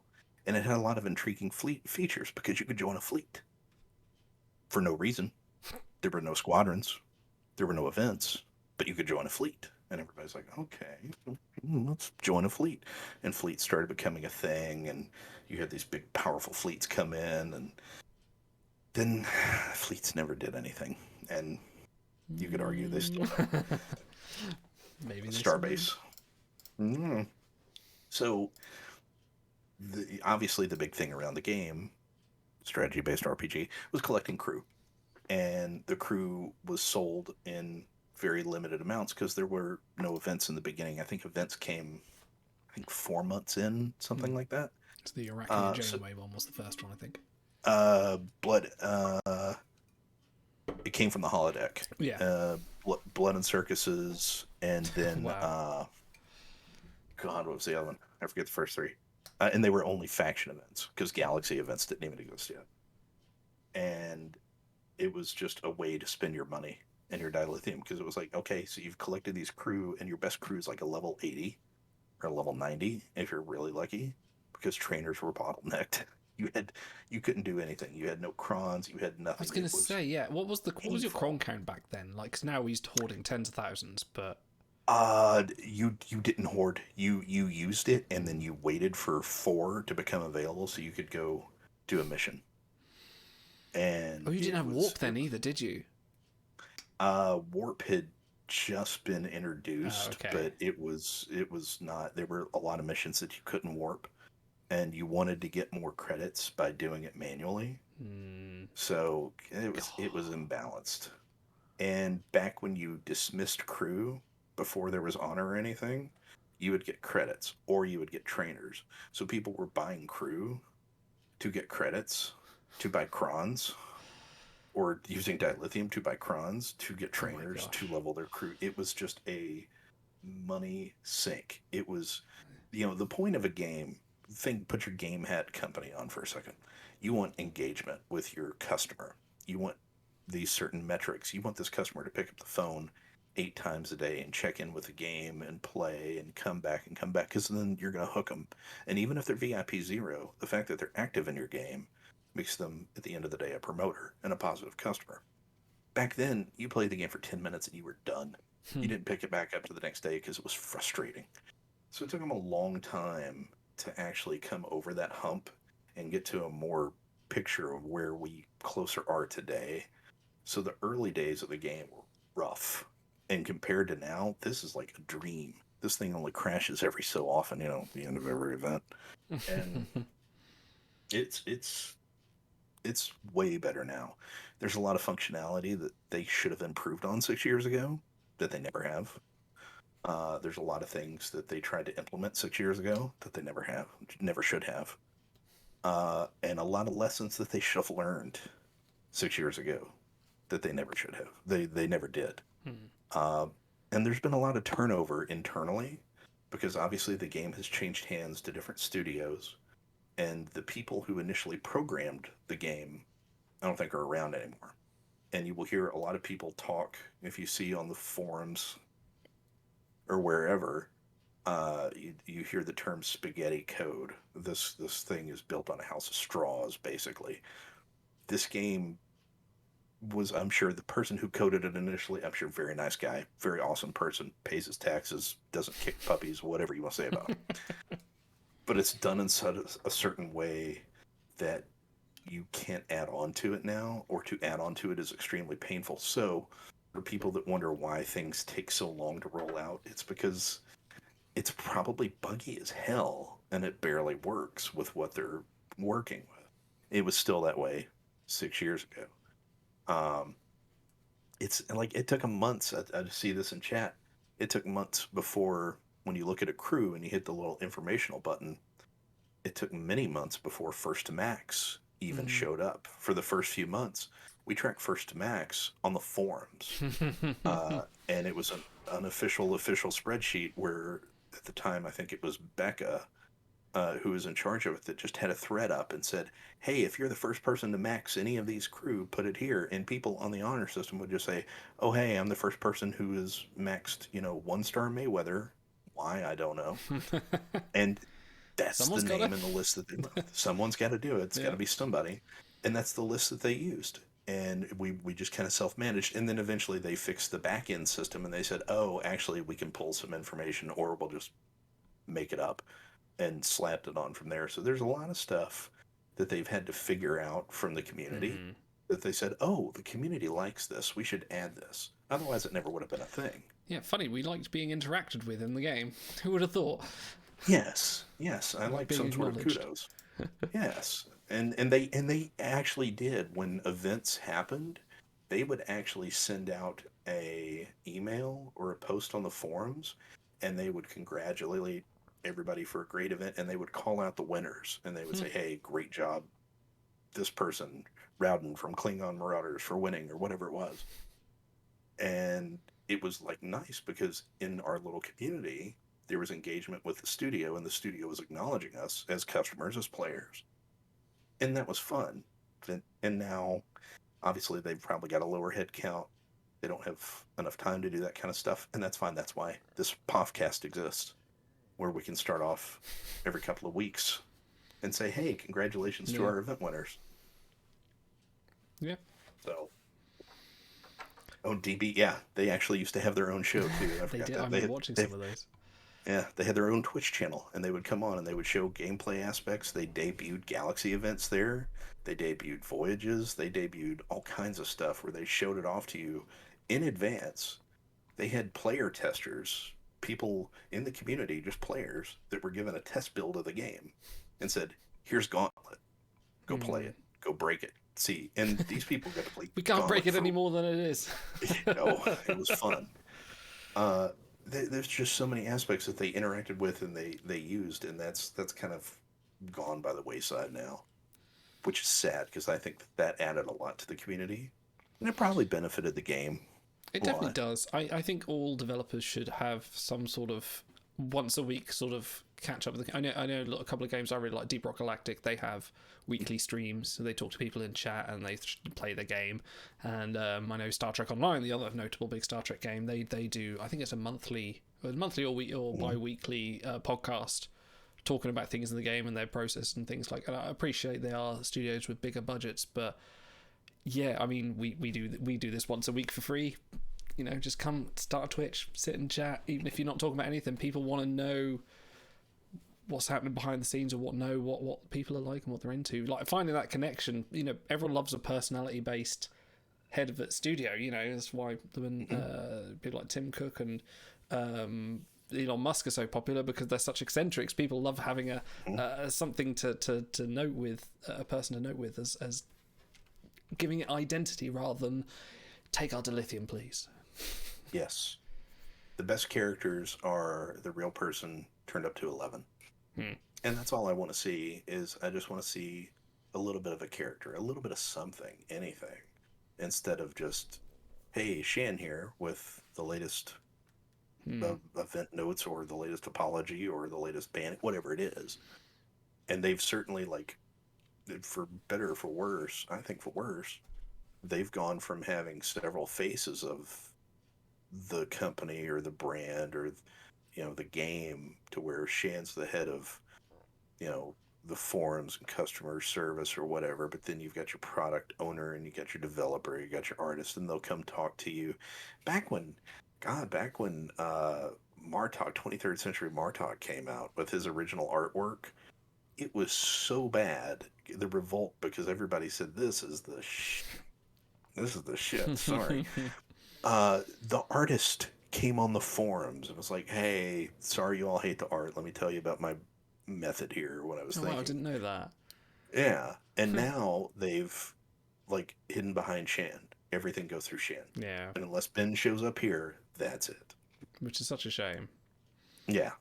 It's all filtered through, which, you know, you just want to talk to people. Like I think the fear is that they'll just get hounded for questions and comments and complaints, which is they will. But it is nice to just have more than a token figurehead to just sort of say the official party line. You know, you don't have to go and talk to people and say, "Oh yeah, next week we're bringing out Vidala Elder," you know. You know, you don't have to give away the come secrets, just talk to people. That's half what people want, is just to know that there's someone there and someone listening, because that's why the forums are a state, because people just rant on there, and then it's a breeding ground for people just trolling other people, and there's no productive communication there. No, there's no line of. Occasionally there's a few guides on the ready room, and you'll get your info posts up there, but that's about it. And we've said before, the community engagement is not as good as it could be, I don't think. But so did you have any breaks playing this game, or have you kind of been constant? Have you? A few. Back actually when Towelgate happened. Actually, right when the 1,000th crew came out, Oh, yes. not Mayweather. I had reached a couple of different breaking points, both in the community and the game, and I said, it's all very toxic, and what I'm putting into it is probably the same toxicity as what I'm getting out, and I see myself as part of that problem. So let me remove myself and just walk away for a couple of months, and that's when Reunion to Kirk and Spock happened. Like all these all these great crew came out while I was gone, and I was away for like 4 months, and I came back and saw the game had not changed at all, of course, because you don't expect it to. I had the FOMO of the crew I didn't get, but I learned to better myself by removing myself from certain situations that, like the forums, where that just breeds in this toxicity, where everybody's like, I want free things, give me this, do this, you suck, all that. It's like, I don't need any of this. I'd rather stick with the positive aspects, and that's all. And once I was able to adapt to that and change to that, it was like a whole new life was breathed in.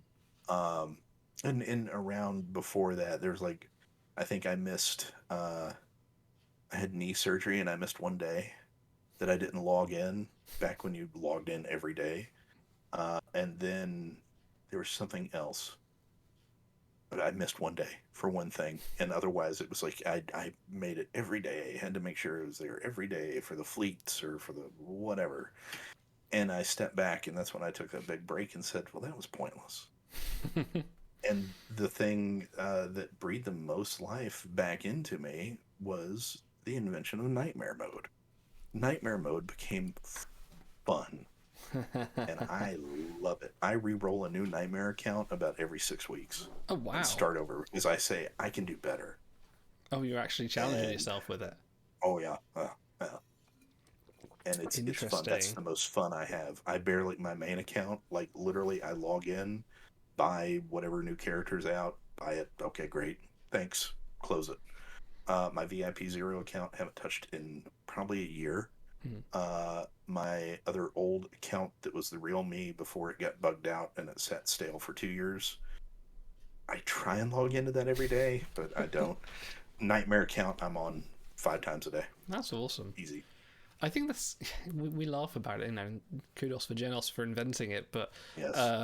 Laugh about it. But yeah, I think it does scratch that itch for a lot of people that is just like, oh yeah, objective event gameplay, the tough part, the bit where we want the challenge and the strategy, the RPG based strategy game part of it is that early game, which is probably is one of the most enjoyable before it becomes card collecting collections. And Quicksilver, what is a Nightmare account? I'm going to put a link to the forums for you. Give me a second. I have a thing for this. I will put it there. It's a very, and yes, there is a Nightmare channel on our Discord which has the link, but I will put it in. I'll put it in chat as well.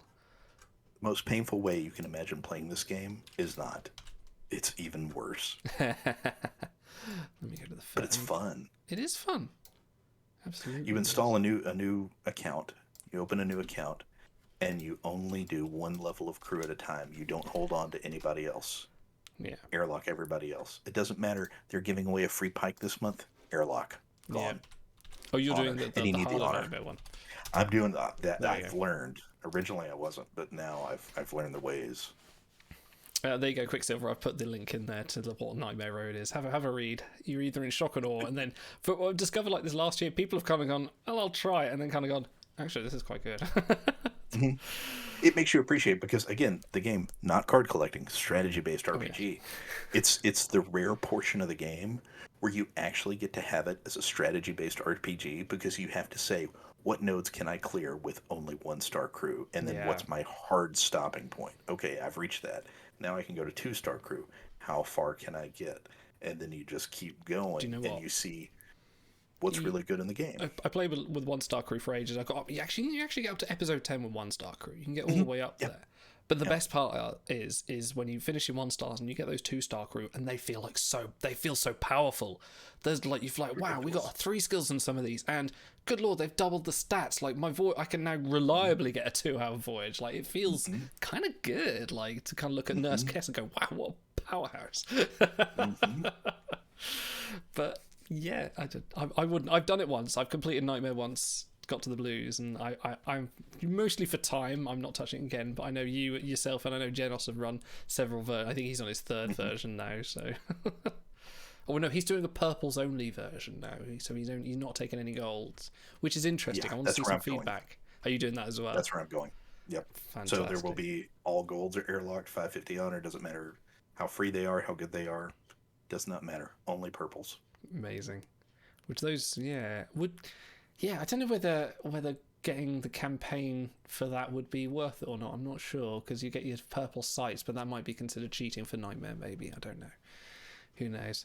We're going to talk about a couple more crew tonight, because we were going to do some of the ones we missed, but I think I probably won't. Let me just resync up my my crew here. Oh, it's all out of sync. Hang on, I've got to remember the numbers now.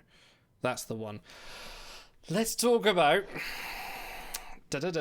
Rin has made it to the game. Our good friend OOK, who came on the charity stream, is now finally in the game, and I did send this picture to him when it first dropped in the game, and he was just like, yes, this is so awesome, and then posted it on Twitter. But yes, look at that hair. That does not look like a disabled Andorian to me, but this is good art. This is phenomenal. They nailed, if there was anything, because Noah is like the sweetest guy in the world. You watch his podcast for 2 seconds, watch his Twitch streams, listen to him talk when he was on the charity stream. Just the greatest guy. He's a really nice guy. Talk to. Loves Trek. Like, absolutely loves Trek. You hear him talk about how he helped his wife getting ready for her roles in Discovery before he was ever involved, because he had this like deep ingrained knowledge of the product in the universe. So I knew when they were going to make this card, I just had my tongue held, like, do not give this to the bad artist, do not screw this up. And they nailed it. And not only did they give him great art with Stars and Garter's glorious hair, but the stats are killer too. Dipsec, he's voyage rank number 12. He's got communicator in our collection. People there. He's Andorian communicator, inspiring, survivalist. There's room for prisoner and hero collections out there. Like, this is it's great. It's definitely more dynamic. This is the rock star pose. This is the he's just come on offset from a Judas Priest concert, and he's standing going, look at that crowd, they're awesome.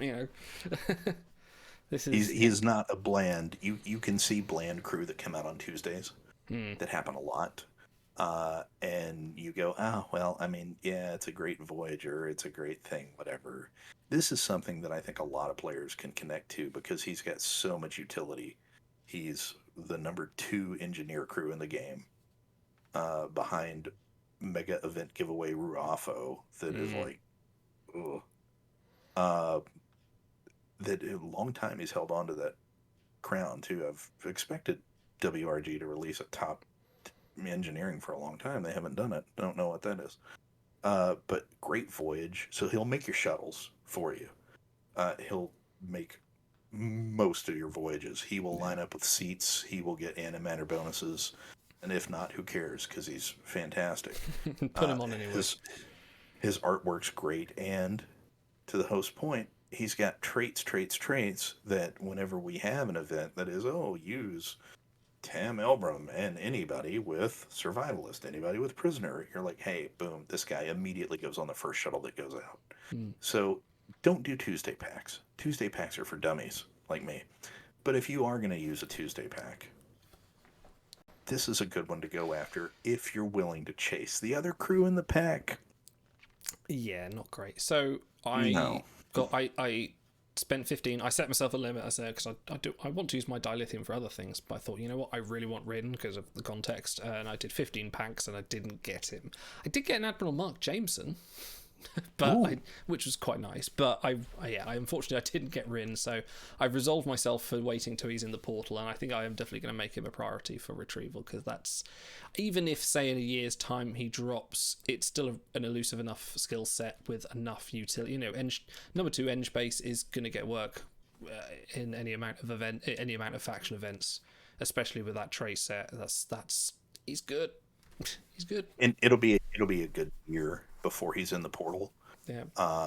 You will probably see him as a $9.99 offer very soon, I would bet. Yes. Give it a few weeks. But he's worth, if you have the dilithium to pull or you have the inclination to do so, he's worth trying. And if you get him, he's worth your citations. Mm-hmm. He is a good crew. I was, Tuesday packs are evil, and I tell everybody don't do them. I do them. I'm dumb. And I have my method with Tuesday packs is I always start off with one 650 dilithium pull before I go to the 6500s. Wow. And normally that doesn't yield anything. But this time, right away, got him first pull. I said, hey, that's great. I don't even have to do the 6500s. Got him. And then I bought the $9.99 offer and said, oh, sure, 5 packs for $10. Why not? He's good. I might build a dupe. I got 3 more in those 5 packs. What? I have not had this level of luck on a Tuesday ever. So I am sunk for like the next 2 months. Oh my god. You took all my luck. Yes, I am. I know it's coming. And I had this conversation on the Discord with Rikers Island earlier saying, oh, it's just all RNG. There's no luck. There's nothing good. Oh, no, this is the fallacy comes in where I say, I know I'm screwed. I am going to suffer for the next few months. I'm going to have to go to store.startrek.com and buy the $500 worth of dilithium because I am screwed. Yeah, luck like that is crazy. Yeah, this is I got nada. I mean, we've seen the stories of people. I mean, you yourself, Frank, have spent endless amounts of dilithium on various 6-packs and other deals to get nothing. Like, it's don't do 6-packs. But when this crew does come into the portal, yeah, get him in retrieval. I think this is definitely one I'm gonna. I mean, just the trait list. I think by the time that comes into play, I'll have finished inspiring. But I'm gonna save Andorian for him because it's that or Jamel. And I don't really fancy getting Jamel. There's a lot of bad crew in that collection. Yeah. This helps you skip a bad crew. Definitely. Rin is here. Let's have a look. Who else have we got that we haven't talked about? EDF Adira is in the campaign this month. I just want to talk a little bit. She's a bit of a neglected crew, I would say, because she's often overshadowed by ever so slightly superior Adira Tal. But this is still a great card. Void rank 68. She's trait light, but she's got a bit of she's got that engineering tertiary. She has dropped a bit in the rankings and the tier lists as well, mostly because of the competition, but now she's in Prodigy. She fills 1 collection at least.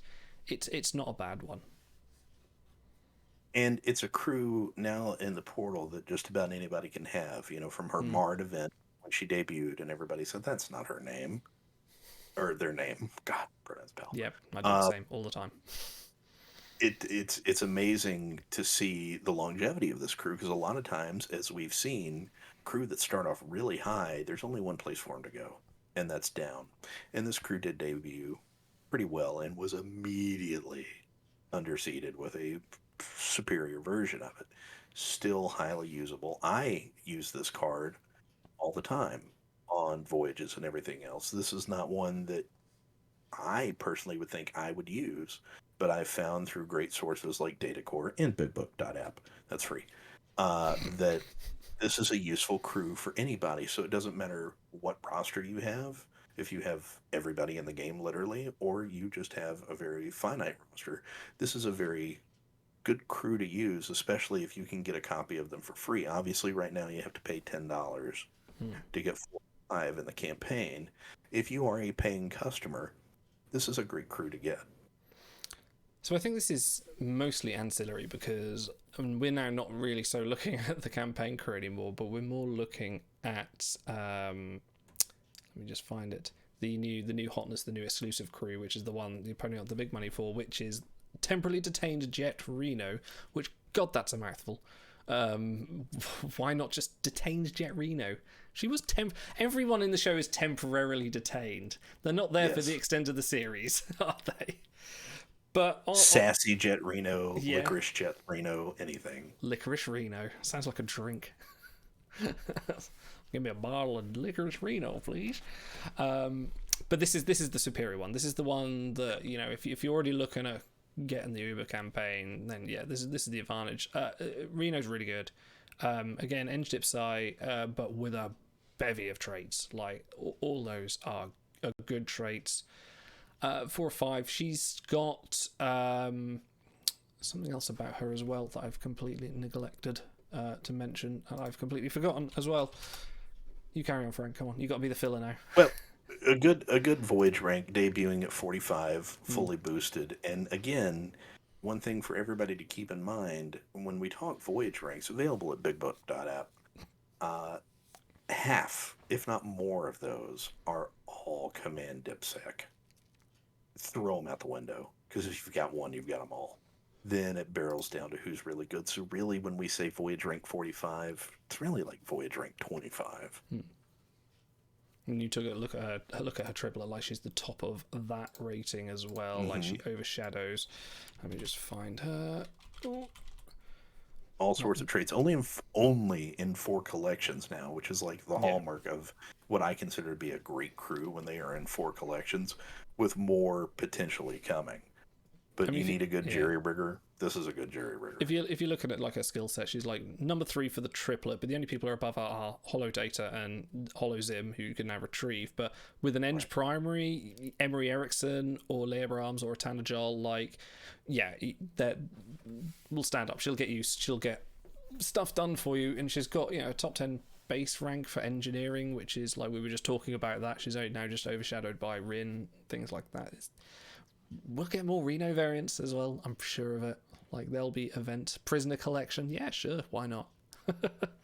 Let's have that. And this is another example of a crew in a show, not quite the Mayweather treatment, but whenever Tig Notaro is on screen, she absolutely eats the scenery. Like, it is, you are seeing the comedian, the person, but then also the Star Trek character. But it's not always, you get in just enough small bites that you're like, I want more Jet Reno on the show. And it's not overdone, or it's like, oh, God, Jet Reno. Oh, I'm sure there are people that do think that, but those people are wrong. So yeah, flying through as well. So yeah, this is a good card to put in the campaign. So far, all of the Uber campaign crew have been good. They haven't released a massive stinker yet. Maybe Elnor for being such a common skill set that they've done just overridden with tons of other crew, but still decent enough on his own. And very last but not least, let's talk about the new hotness this week. Brunt FCA. I'm glad they released a gold Brunt, because we need more Jeffrey Coombs in our life, and Brunt is a favourite character of mine. The downside here is he's another Command DipSec in that top 20 of Command DipSec crew. It's probably the best Ferengi in the game outside of Stranded Quark. Not a high bar to clear. Oh God! Do you want to know something depressing? He's Voyage rank. I don't know why I've got 17 on here, 16 on my sheet. Oh no, because I haven't updated the sheet for new things yet. He's Voyage number 16 on my sheet at the moment. Voyage number 15 is Captain Braxton. How depressing is that? Like, he's number 2 to Braxton if he was released about a year ago when he was. Oh, that's how the mighty far he has fallen. So you're hearing it here, folks, right now. Whoever you are, freeze your Braxtons or airlock your Braxtons. Worthless crew, absolute trash. This is the new Braxton right here. It's crazy, but yes, Command DipSec. Like, I did it a few weeks back. I counted all the Command DipSec crew in that top 20 of the game, and there's just so many, which means that you get Enterprise Pike, who's a freebie. You don't need Brunt. But this is going back to the Simpsons trope. This is the monkey paw curling. I don't ever want 2 skill golds in this game again. Okay, but now they're all going to have 3 skills, and they're all going to be Command DipSec. It's like, oh, shit. But okay, what else could we give him if it wasn't Command DipSec? Really, it makes sense, but it's just sad to see. Yeah. Yeah, Which is it hurts because it's a good representation. It's great art again. Like they're really doing great with the art. Uh, but uh, the same skill set. It's like, how I much do is like this one going to get you? I do like the recurrence of the constable trait, and which makes me kind of think a little bit like, oh, boss battles. Maybe if there's a combo unlock that's Ferengi Constable, which makes me think, oh, maybe they'll start throwing out some oddities like that. So that's We hope so. If you're listening to WRG, that one's free. Just that's just a giving them because away there's tonight, aren't you? not a lot of good Odos. Or it's No. been a long time since we've had a good Odo, and so he might be the best constable in the game. Where's the last good? What's the top-rated Voyage Odo at the moment? Can't Was be any. Zentara Odo forever? I think you are right. Oh, no, that's Commodore O, not Odo. Yeah, gross. My search fails me. You're probably right. Oh yeah, Zantara. Odo is at number 348. Is the best Odo Voyager in the game. Jesus.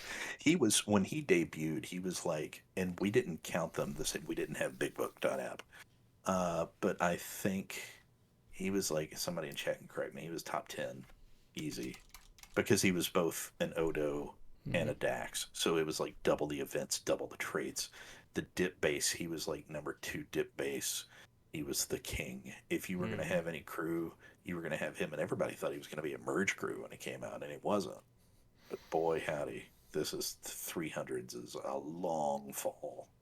Yeah, I remember getting him in a Behold and going, brilliant, I've got him 1 of 5 stars, he'll be a project, and then he's still a 1 of 5 stars. I haven't even leveled him, like, he very quickly fell, and unfortunately I think this brunt is going to very quickly fall if trends continue. But that being said, if you are just playing, you you missed out on Pike somehow, go get Pike, he's still in there, you've got time, you can do it. 8 days. You might get some use out of him. I'm kind of thinking maybe that. The more I think about it, more I think, Interrogator Crafty, Cultural Figure Ferengi, there's a few options here for boss battles, but whether that'll matter or not, who knows. But Time will tell. time will tell. Speaking of time, I believe it is time we stop because it's getting on. We've reached the 2-hour point. Frank, thank you very much for coming on and joining me this week. It's been a pleasure to have you. Thank you. And Pleasure is mine. we will definitely get you on again at some point. Just to reiterate to people, definitely not stopping Timeline Talks. We are carrying on. We might be in a bit of ad hoc with the shows because I say things happening with Auto. He's sort of moving, and I think Stars is busy on various projects or whatever, so we may do some other shows. We might have a rotation. This might be more a once every 4-week kind of thing, or it might not be. We'll see. Keep an eye on the events page on the Discord, which I need to update, which I will probably do tomorrow, and get a new schedule out, and keep an eye. We'll still be doing fun things. I can't stop streaming. You can't stop me. We will always continue. We'll keep talking about timelines and Star Trek in general, but If anything, just tune into this man's Star Trek Adventures campaign to hear him do Klingon pronunciations. He works so hard on saying these names and these words excellently. Yeah, I don't practice them in the car on the way to and from work at all. No, it's not where I did my Chang impression. But yes, thank you very much for joining us. We will be back soon. Keep an eye on the Discord. I think next week we're probably going to play Star Trek Legacy again because we thoroughly enjoyed that. But keep an eye on the Discord. Come and join us for all that kind of fun. But Frank, thank you again very much for joining us. We'll see you soon. Everyone in chat, we'll see you again. Do that. Ta-ra.